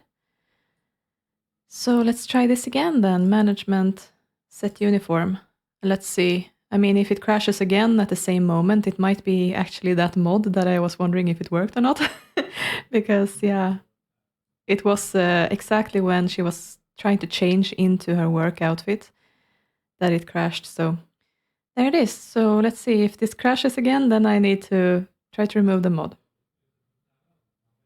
Actually, it didn't crash, but the mod didn't work. Okay, so then I need to remove the mod anyway. Oh, okay, that's unfortunate. Well, I guess I'm just gonna have to do the old-fashioned Gussie up change outfit trick instead. Maybe I can do that if I remember after I'm done with all of this. But anyway, now she has her job outfit and I can actually set her to be the cashier. Oh, she just does it. Good. All right, then. Then I can start with the actual hospital tasks and everything. Something that's different today, if we take a look at the spreadsheet here, is that it is Thursday and the nurses actually have the day off today. So both Angela and Marsha are going to be at home. And I'm just going to be calling in Don, Kaylynn, and Joe. Those are the only ones that are left because these guys are working the night shift. So yeah, it's going to be quite a few missing today. But yeah, that's just how it is sometimes. Some days you're fully staffed, some days you're not. So yeah, I have the sim lender up here. Yep, there they are. So I'm just going to make them selectable. And then I can change them into their work outfits. I have the Tom's clothing tester hidden in the wall here. So he has level 6. He has level 4. And she as well. Good. And they have changed into their outfits. So I think that I'm gonna send these guys to just sit in and have a morning meeting here. So I'm just gonna have them. This isn't locked, right? No. Don't think so. No. Good. Right, and while I do that, I also need to summon in that one kid who became sick. That was Nasim. Let's see here. Summon Cormier, Nasim. I'm going to make him selectable, and I'm just going to give him the flu. So I'm going to use the Make Me Sick tester that's also hidden here in the wall. Both of them are spawnable objects. If you shift-click on the sim, take spawn, they're in this menu.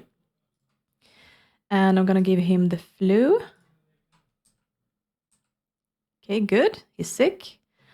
And I am actually going to keep him on the lot because he's going to get an examination, so he can sit in the waiting room for now before his examination. Oh, feels like there's a lot of people moving around in the hospital today. Hopefully that will keep them away from the the kitchen. That's usually where they hang out. Oh, where are you going though, Comi? Are you heading into the meeting room? And Grayson as well. Oh. I think maybe just gonna move these guys down here. Don't have to be in here. But I could screen this off as well with an invisible fence and lock this door and this door, I guess. Let's do the same trick here. Recoloring this invisible.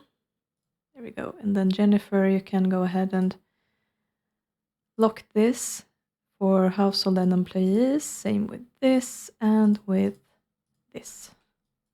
Good. So now they shouldn't wander in here. They should actually stick to this area. And I think that this door is also locked. It used to be locked. Oh, it's the bathroom that's locked, right? Because otherwise the visitors wants to use that bathroom all the time.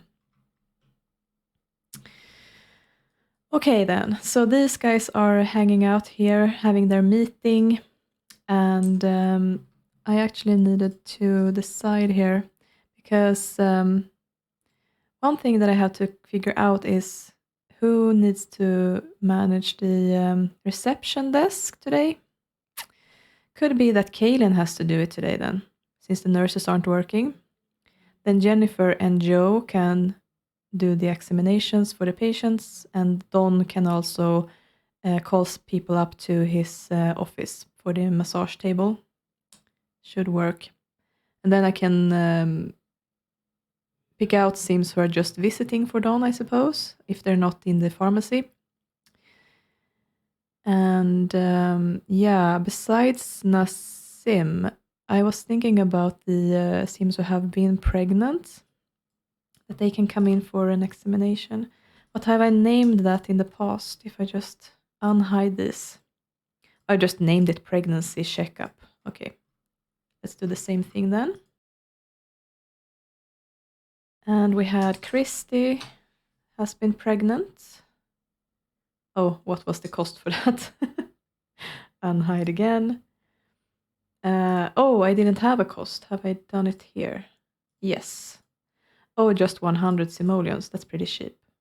Yeah, that's fine. Yeah, it's the same as the massages. Yeah, that makes sense. So let's just run with 100 simoleons.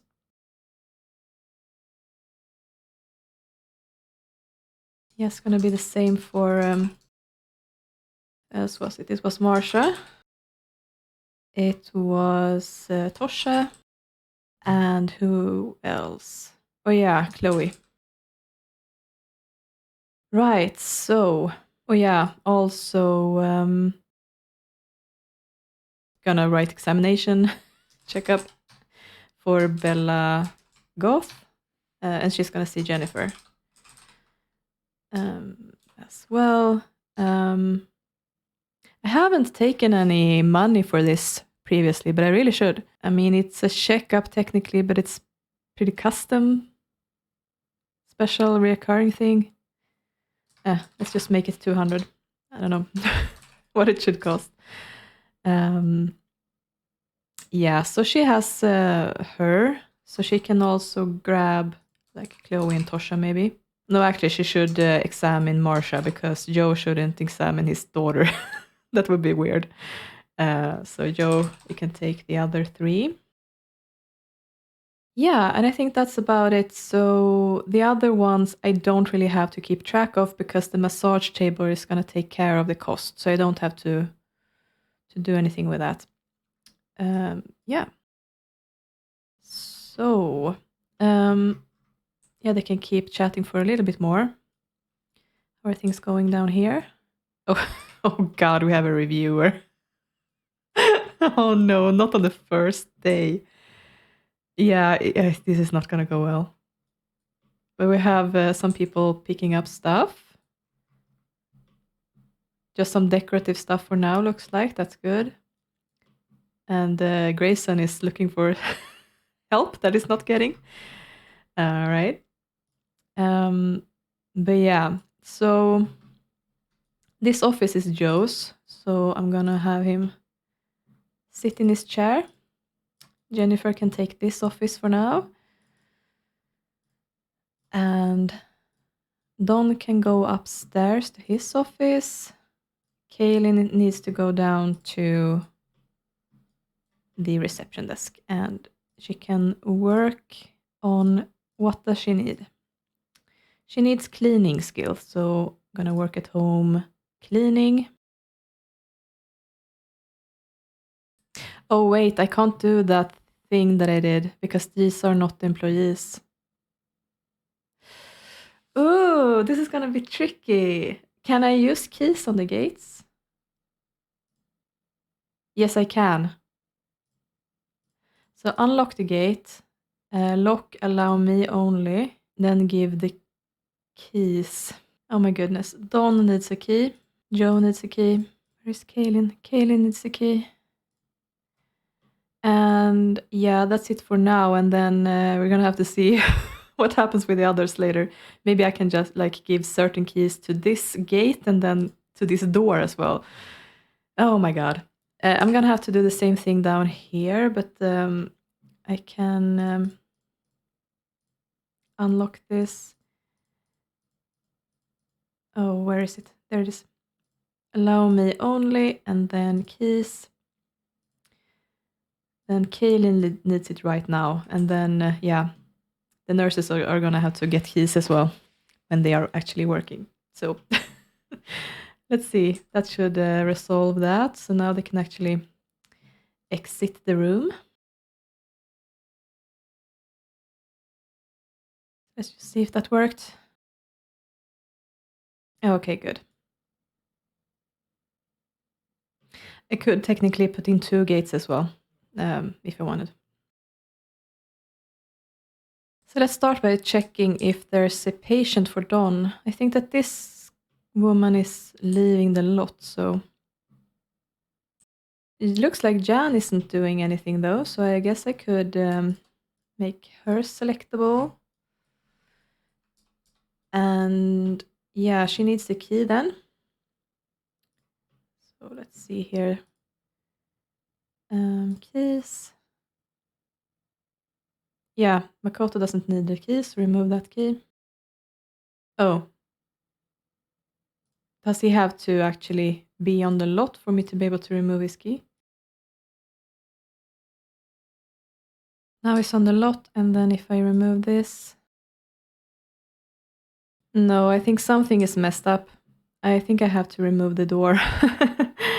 So let's clear off Makoto. And let's buy a new door. Lock, allow me only, give keys to Don. And then also key number 2 to Jan Tellerman. No, not number... Oh yeah, number 2. Jan. Good. So then she can go up here and... Oh, he actually has to be masseuse first. Okay, so I'm just gonna have Jan walk up there then. Oh, she's actually bought something. So I guess she needs to pay for the items first. Oh, this is gonna be painfully slow, I think. Because she doesn't have any skills in cashiering at all. He picked the wrong lady to mess with. Jan is really impatient at once. She has no patience. I think that Jan would be one of those people who would be extremely quick to complain. Like if she's not getting everything she needs at once, she's very miserable. There we go.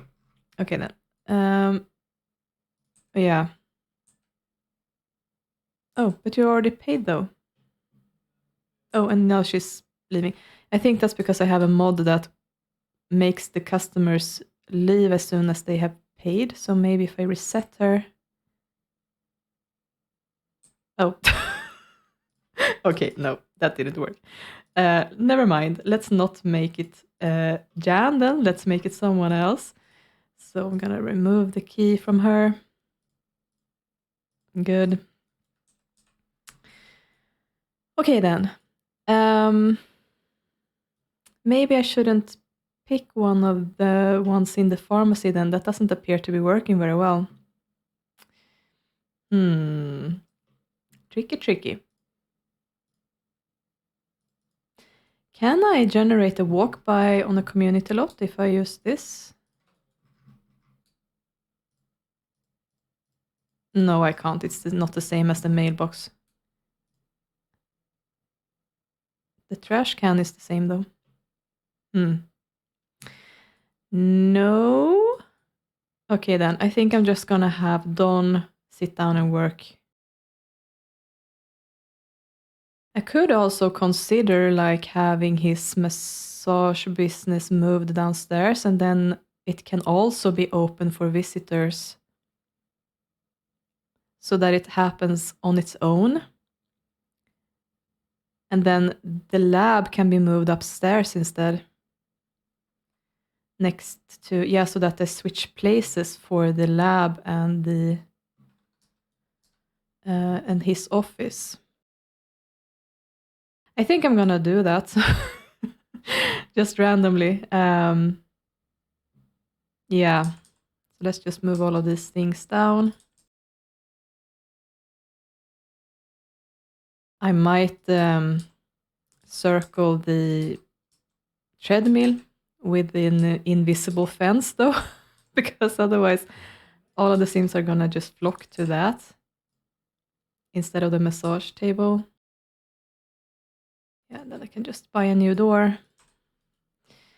And yeah, these things need to go upstairs. I can sell this probably.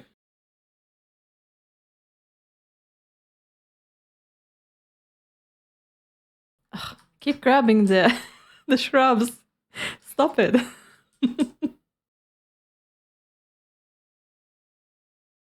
All right. And then I can move his stuff in here.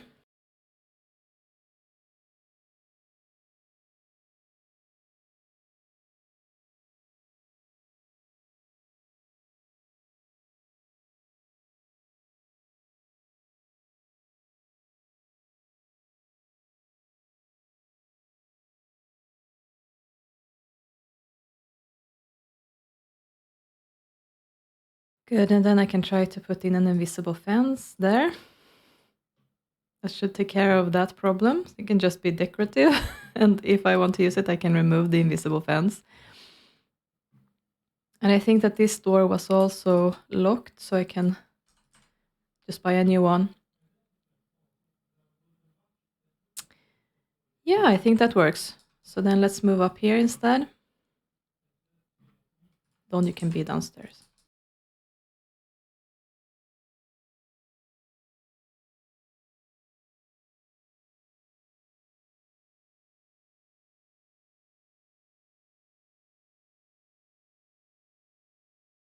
Mr. Skeleton, I guess you can stand here. There we go. Okay then, so then I have sort of like a surgery room up here. And I feel like that almost makes a little bit more sense because then it's like away from all of the people moving around. It's more private this way. And then I actually also have Don's office here with a massage table. So yeah, let's save this. Okay, and let's see, maybe try to be oh, you already are. Okay, moving that. let's do this. Bimasus. Not sure what Angie is up to now. Can you sign job? Restock Angie? Yeah. I think maybe she was trying to do something with the reviewer. But now she also needs to be cashier, so I'm just gonna assign job. Be cashier, Angie. Good. Yeah, so let's see if that works. Okay, so the reviewer is gonna lecture Jennifer. Nice. It was very unfair of him to come today, the first day and everything. So we haven't had a pharmacy before this. Calm down a bit. Right, so Joe can actually start with Nasim so that Nasim actually has an examination. And I like doing this also so that he can interact with the doctor and they can like get to know each other if they haven't already met. I've taken a look at your business and I'm disappointed. I've written a bad review to warn others about your lackluster establishment. Man, this is a hospital. You're not supposed to enjoy your stay here, you know? Oh, God. Yeah, so go ahead and sit down here, Jennifer. Still being the masseuse. So far, no customers in here. So let's see if that changes. Okay, good. So he's here. And then Joe can get up from his chair. And he can have a little chat with Nasim. So I'm just going to have them chat for a while. And Jennifer is going to have next patient. Let's go with Marsha. She's going to sit down here. Of course, they already know each other, but they don't know each other that well, actually. So this is actually also a good opportunity for her to just get closer to her employee. Why are you standing up, though? Okay. Maybe he needed to show Joe something. I don't know. Well, he doesn't look very happy with his examination, though. Wait, he softened up a bit now. Okay. Right. And there's a queue down here. Predictably so. Don doesn't have anything to do. I wonder if I like make Marissa selectable and have her just purchase the massage. Can I interrupt what she's doing? Not really, no. Or maybe I can. Yeah, I can force it if I want to. Yeah, okay, sure. Then at least Don has something to do. That's good. Oh, Joe really detests Russ Bear. And he just showed up on the lot. Nice. Okay then, but I think that Nasim has had his examination. He can go home and get healthier. Joe can sit down and work a bit and just try to see what he needs to work on. Mechanical. These girls are just chatting. That's good. How are things going for Kaylynn? Pretty nice, but okay. What are you doing, Don? If you're done with one massage, you're just gonna leave the table then? I thought that you... Oh my god. Just stay here, please. Actually, you can go ahead and have your lunch break, now that I think about it.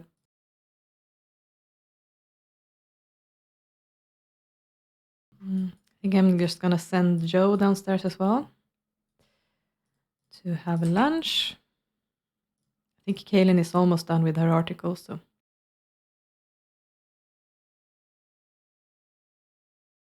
Yes, they've gotten closer. But I think that she can let Marsha leave, and Jennifer can head down to the bathroom. Kaylynn has finished her article, so she can have lunch. Don is out here again. Let's see if he can sell another massage. Yes, there's quite a lot of stuff here that's been sold. But no medicine, so that's good for me at least. But that makes sense because they are far more expensive than the other stuff, so.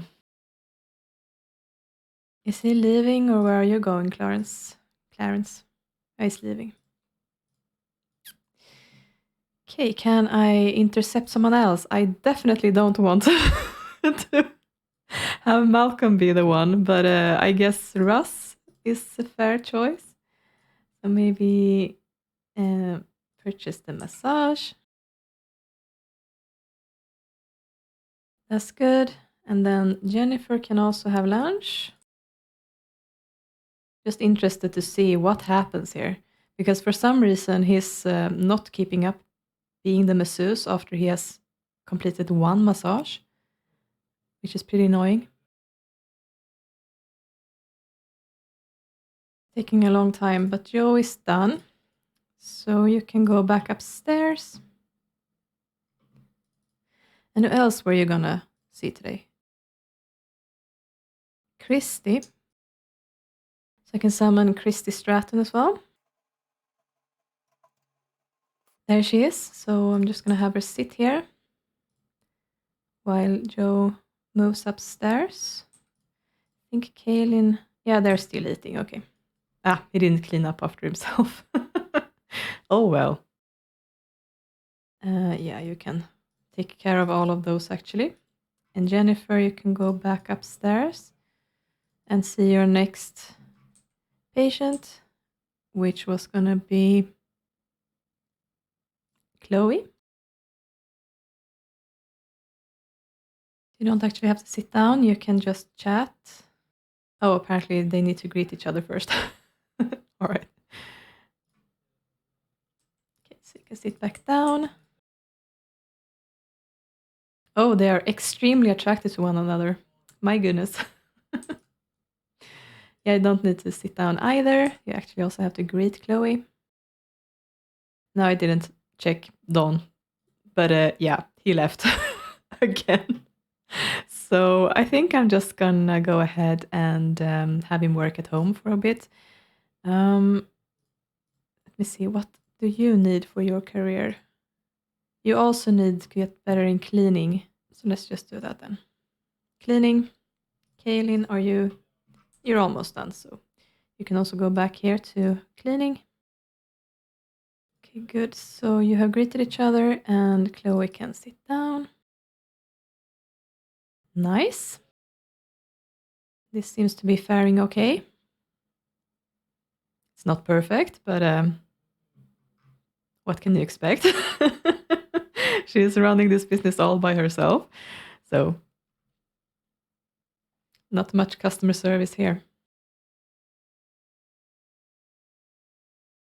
Yeah, actually, they were pretty close to becoming friends, so I think that they're gonna be friends now after this. That's nice. Yeah, these two got along really well. Nice. And she got the star, or he got the star, I think. Yeah. But I think that's enough. You don't need to chat with her anymore now. You actually need to see your next patient. Yeah, and that was Tosha Lillard.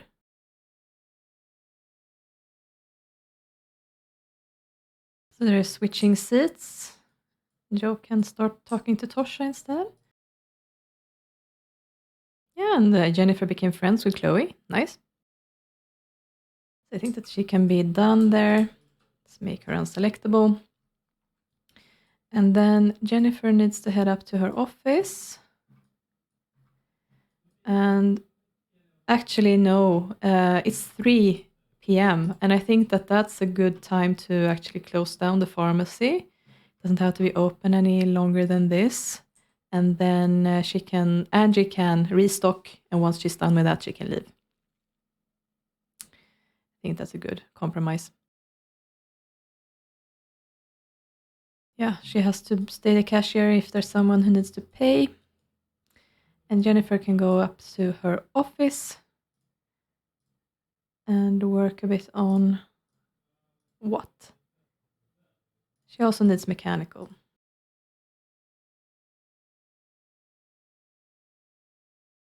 Actually, since there's not going to be any more visitors here now, she can actually also leave here and she can go upstairs instead to practice on the dummies instead.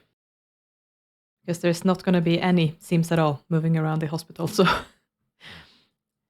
let's just do it like that.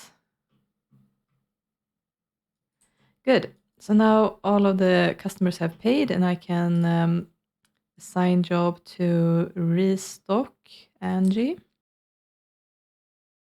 Oh, got a new business rank. Oh, can I actually, now it actually makes sense with the wholesale discount. So let's just take that. Right. These guys are actually getting along really well. But I think that's good enough. Can say goodbye to Tosha. And he needs to use the bathroom. Then he works until 6 p.m. as well. So he can actually keep working in his office after this. He also needs mechanical. Let's do that. Don is done with his article. Yeah, I think he can also go upstairs then to work together with Kaylynn on the dummies up here. And yeah, there's supposed to be one last patient as well for Jennifer, and that is Bella. So I'm going to summon her in. Great, and she's going to go upstairs to Jennifer's office. For some reason, I have two chairs like this. I think it was that they weren't talking to each other when she was lounging last time, so I'm going to have her sit there instead. I feel like the need freak isn't working. No, it's not fixed token because Jennifer's hygiene has gone down quite a lot. Set up all max 100, all minimum 100, minus 100, and also defender mode, and then hygiene.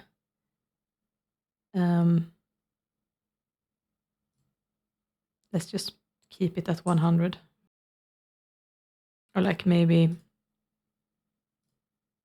minimum 75. Okay, nice. So Jennifer can sit down in her chair as well and have a little chat with Bella. Let me just check down here if she's still restocking. Yeah, okay, she has a lot of stuff to restock, so she's gonna be here a while, I think. Okay.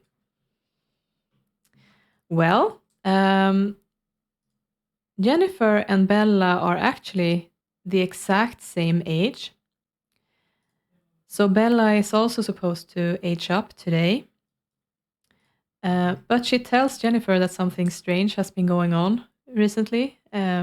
She's been feeling off, like something is not moving correctly, or like something is weird with her body. She doesn't feel hungry. She doesn't feel the need to use the bathroom or shower. Like everything is just strange. It's like nothing is happening with her body, like she's stuck or something. She has a really difficult time to explain her issues. But Jennifer agrees to do a physical examination. So they're actually going to head downstairs to the massage table. Yeah, be masseuse, and then you can go down here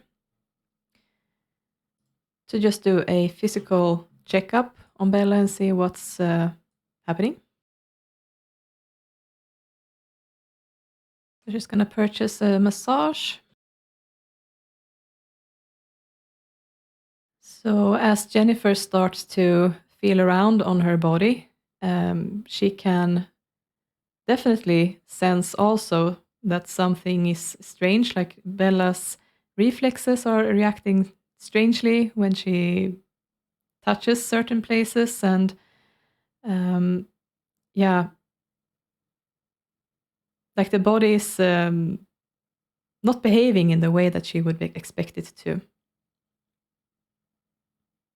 And she actually asks Bella if it is okay that she pricks her finger, and Bella agrees that she can do it.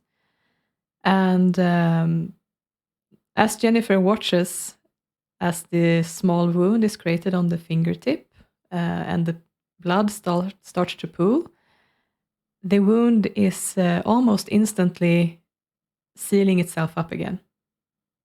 Like the body is restoring itself to its original state.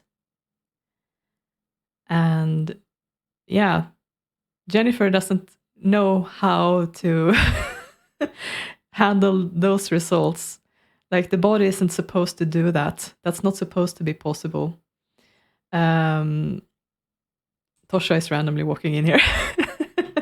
So yeah, something is definitely going on with Bella right now. Something really weird. So Jennifer decides that, we can't just let her walk around alone. We have to monitor her and do some more examinations and tests and try to figure out what's going on, because whatever it is, this can't be good. Also taking a look at Bella's appearance, like she looks flawless, almost like a porcelain doll. And comparing that to Jennifer, who is the exact same age, meant to be the exact same age. She has wrinkles and everything. She has signs of aging. Bella doesn't have anything. She looks like she could be 20 years old or something, but she's far, far older than that. She is supposed to be like, I don't know, in her 60s, 70s or something like that. Or maybe far further than that even. Yeah, because Cassandra is also very close to aging, and that should be around 60. So I suppose Bella should be like 80 or something like that. Something is definitely up. So she is gonna have to be submitted to the hospital. She's hospitalized. So I'm going to use the Gussy Up menu to plan her everyday outfit and change her into this. And yeah, she's gonna have to go upstairs to one of the beds and relax for a bit. And yeah, Jennifer is gonna call up Alexander. I don't know if I can do it from the community dot. Maybe I can. I'm gonna try. Yeah, actually, she can. So she's calling up Alexander,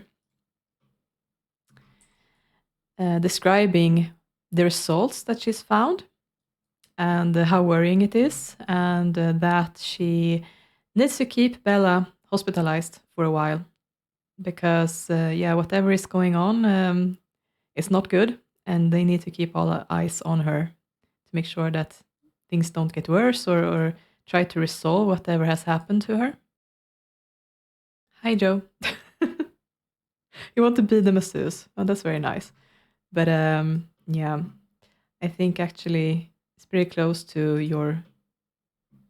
the end of your working hours. So I'm just going to make you unselectable. You can do whatever you want. And yeah, Jennifer is just talking with Alexander, letting him know about all this. And then once they have, once she has informed him about all this, she is heading up instead to the surgery room to talk to their physiotherapist expert about these issues. Kaylynn, you can actually also head on home if you want. Yeah, Don needs to interrupt that so Jennifer can have a chat with him. Yeah, and of course he's outraged at this news because not only is she a very important patient, that they have been working with for a while now to try to help. She's also one of the loves in his life. He really does love her deeply, and he was the person who saved her from the aliens once, and he really cares for her well-being, and this is extremely worrying for him, learning about this. And there's no doubt that he needs to monitor what's going on with her, so he's just hurrying downstairs at once to chat with Bella, who has disappeared. No, relax, please. So he can also check things out and see what's going on. And I think that Jennifer is gonna follow him downstairs as well. How are you doing down here? You're not even in here anymore. Okay, so I think, can I send them home from here? No, I can't. So I actually have to physically do this by this. Okay, let's just do that later then. It's just so typical of Bella to just wander off. She's completely lost. Don, seriously. Stop it. If she relaxes, can he talk to her? They are slightly obsessed with this TV, but I kind of want to keep it just so that they are actually using the waiting room, so yeah. Oh, does he have to greet her? Oh, of course. Oh, there's still some stuff to clean up. Where is that? I don't see it. That's weird. Huh, I don't know. Oh. Okay, yeah, Don is super worried. Greets her with a big smooch, I see. Is it possible for you to actually talk when she's relaxing? I don't know. No. Just hold on a bit. Okay, can you actually chat now when she's lying there?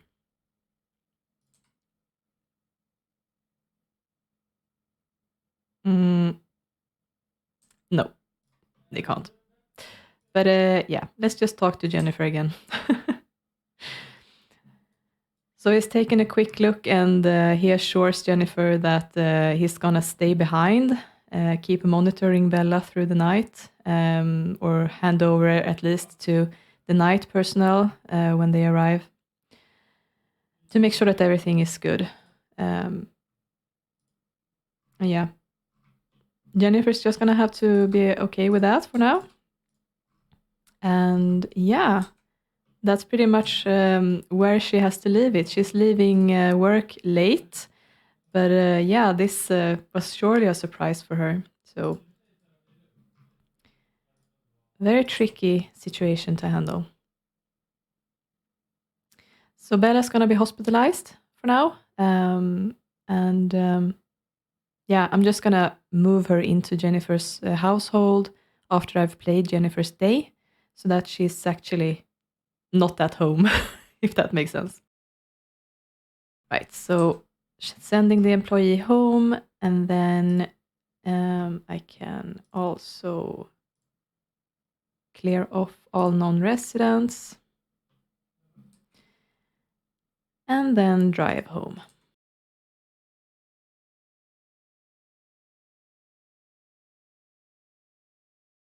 Right, so we have Jennifer arriving back from the hospital. And it's also ticked over to the next day.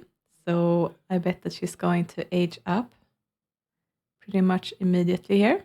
Yep. Nice. You made it. Now that you're an elder, use the phone to call work and retire if you want. You got a big pension coming. No, I think that Jennifer is fine. She's going to want to stay working for a while yet.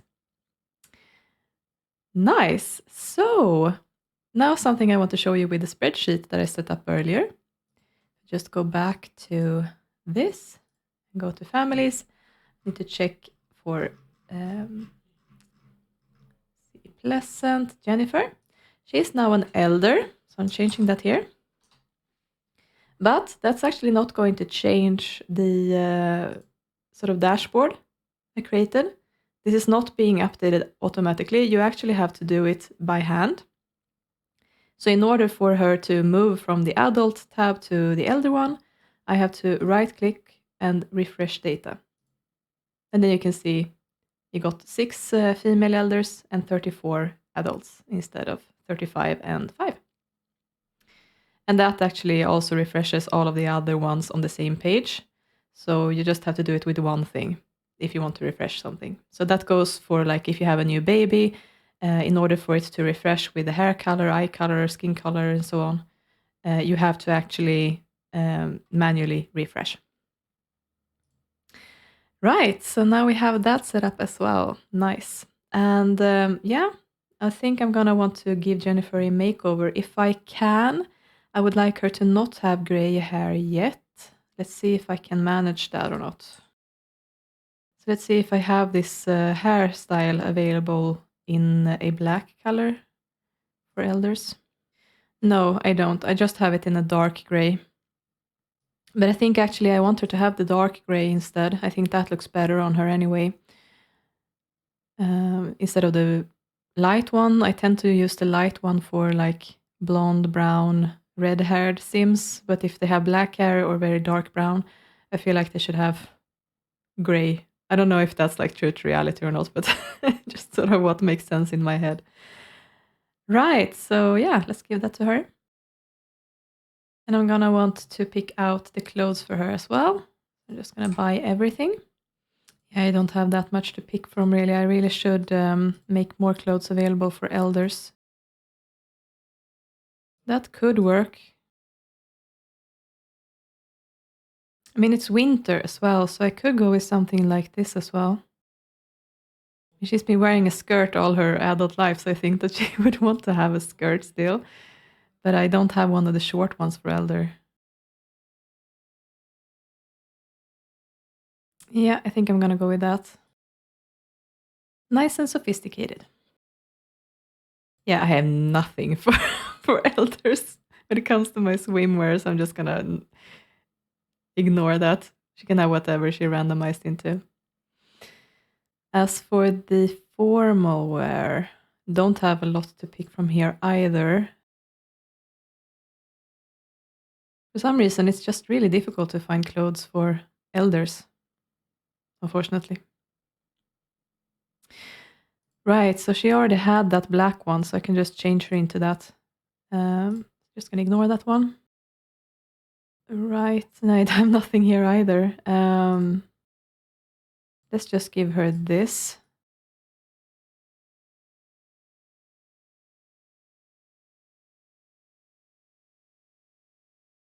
Yeah, I think I'm going with this for her. Yep. Good, you can change back into your everyday. So, Jennifer is now an elder. All right.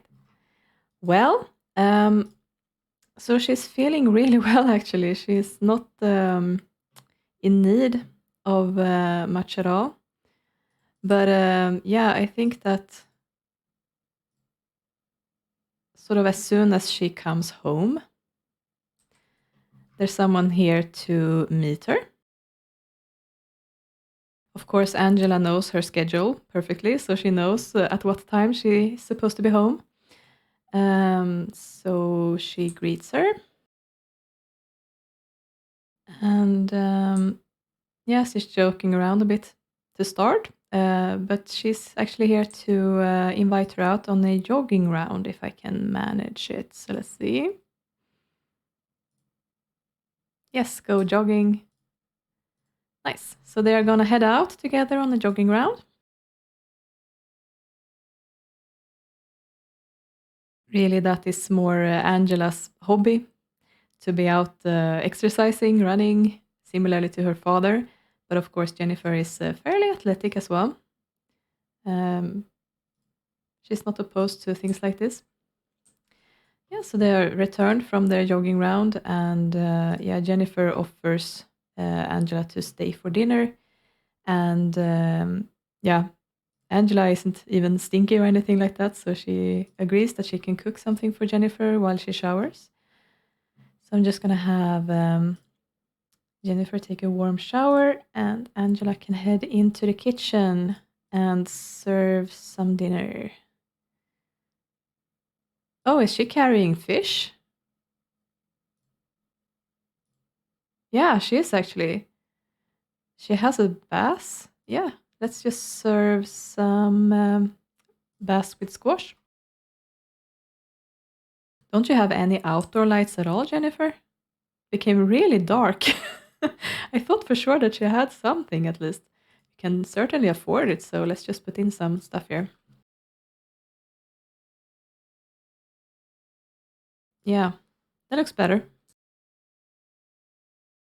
Yeah, let's see. Angela has a history of burning food when she tries to do something advanced, so let's see if she actually manages this.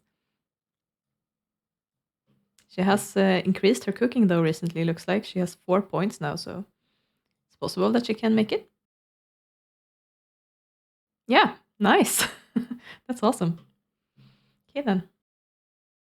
Looks like Jennifer's done and ready to eat as well.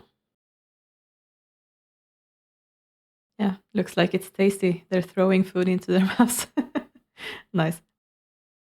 Right, so as they sit down to eat, Angela sort of nervously breaches the subject that she came over here to actually talk to Jennifer about. And that is the fact that she has gotten a job offer. She has been talking to a hospital in downtown, and they have offered her a position as an intern. So she can move ahead from her nurse position to something more advanced. And she has decided that she'd like to take it because she feels like she isn't progressing in her career, and she would really like to do something new, to see her own patients, and to actually do the job that she has been studying to do. And since she hasn't been able to progress in Pleasantview, unfortunately, she's going to have to take this position. It's going to be a longer commute, but it's going to be worth it to her. Now, hearing this, Jennifer is first taken aback. She had not been expecting this outcome.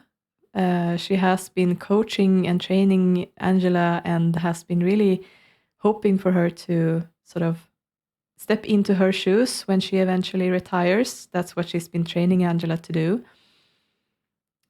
This move was not what she had expected from Angela, but she can definitely smell the works of Mary Sue from a long way away from this. I can see through this plan immediately. She knows Mary Sue so well, and she understands that this is something that has been pushed upon Angela because she has had chats throughout these years with Angela, and she knows how much she loves it in Pleasantview and how much pride she's taken in her work. That this just coming out of the blue, it can't be from Angela. It must be from Mary Sue. So after just chewing her food a bit in silence at first, she actually, to Angela's surprise, tells her that that's wonderful, that's a good thing. How great that you could find a position like that. That's exactly what you've been looking for. This is going to be a great opportunity for you to learn some new things, to develop in your career, to meet some new people, build more contacts, and to extend your knowledge aside from Pleasantview and learn a lot new things. And yeah, that's not the response that Angela was expecting. She had definitely thought that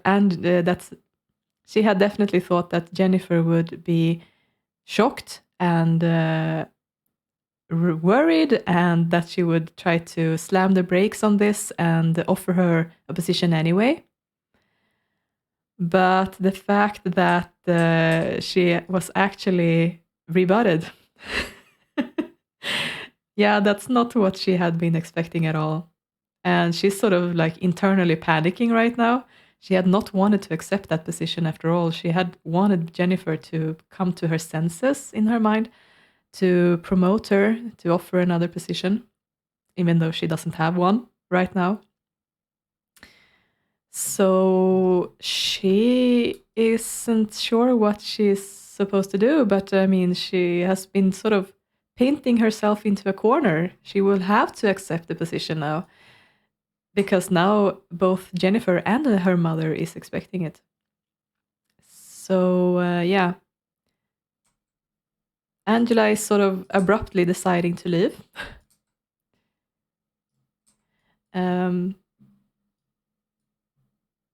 She says that there's some business she needs to take care of before she goes to bed. So she heads off, and yeah, Jennifer is left behind in her house. And it's not until Angela has left that she actually allows herself to react properly and slightly panicking. Because, yeah, of course, Jennifer isn't sure what she's supposed to do now.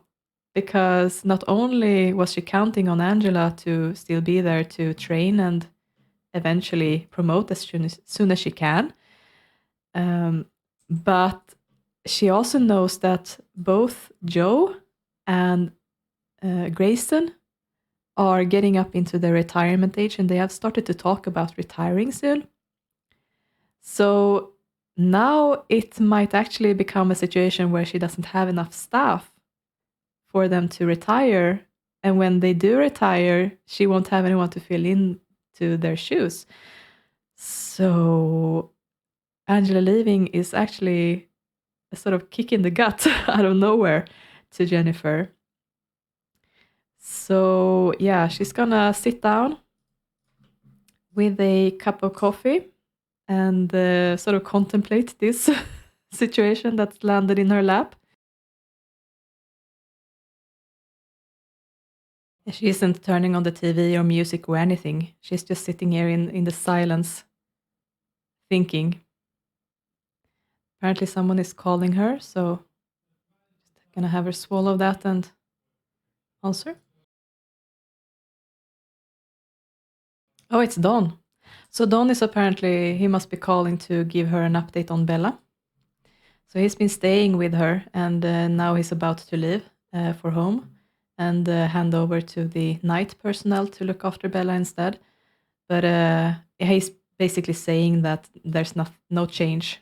It's still the same situation as when Jennifer left. Bella is still feeling strange. Nothing is happening to her body. It's like she's been frozen in time almost. It's really uncanny. And yeah, they agree to do some more monitoring of her and keep eye on things. And Jennifer tells him that she will do everything she can to get a second opinion and get some more expertise on this. Because, yeah, they really don't have all the knowledge that they need to handle this. So yeah, she needs to use the bathroom, but she's been thinking about what to do. And she's been also, during the conversation with Don, she realizes that, this is not something that she can handle on her own. And she has developed some contacts throughout her years working in this field, and also during her college years studying. She was studying in Sim State to work with this. And yeah, she built some contacts there when she was younger, that she's now thinking that maybe she can contact them and see what they say, if they have some advice for her, something that she can do. So she's gonna head upstairs to her computer and she's gonna send an email.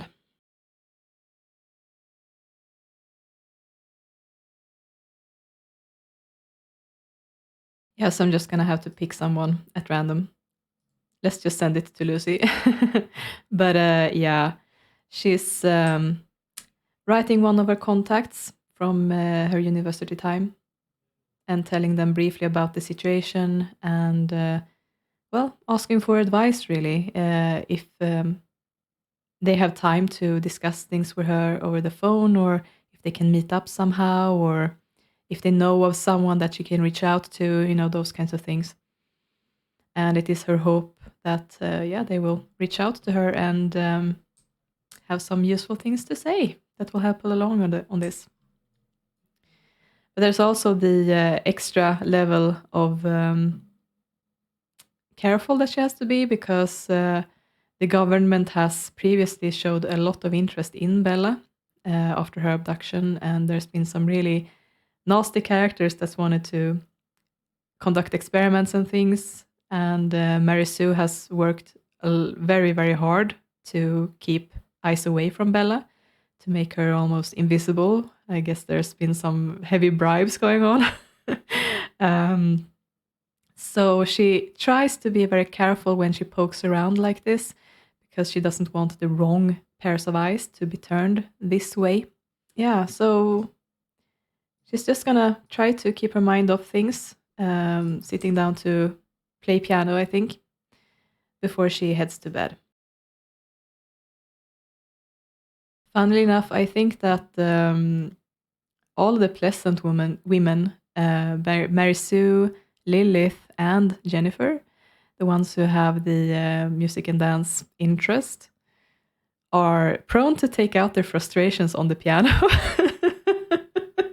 They're sort of drawn to this instrument to work through issues, to work through things and get a clear head, I suppose. Yeah, there we go. I think that's enough. Jennifer has played a little bit before bed, and now she can head in and go to sleep. Oh, I forgot to actually change her PJs, so I'm gonna plan outfit PJs. I want her to still have those black ones that she used to have. Great. And then I can just go ahead also and summon in Bella and move her in, so that she's actually not at her house. She's hospitalized. Move in Bella. There we go. So now she's sort of reserved, and when I get back to the Goth family, she's not going to be there. Right. And that was it for Jennifer's episode. So a lot of setup in this one, a lot of things going on also in Jennifer's life. And she's finally become an elder and still living alone. But I'm starting to think that might be just what she wants. So I'm not going to push anything for her. And I hope you enjoyed this episode. And if you want to have a copy of my spreadsheet, I can leave a link to it in the description box if you want to work a bit with that as well. Create your own dashboard. And I'll see you for the next one. Thank you so much for watching. Take care. Bye.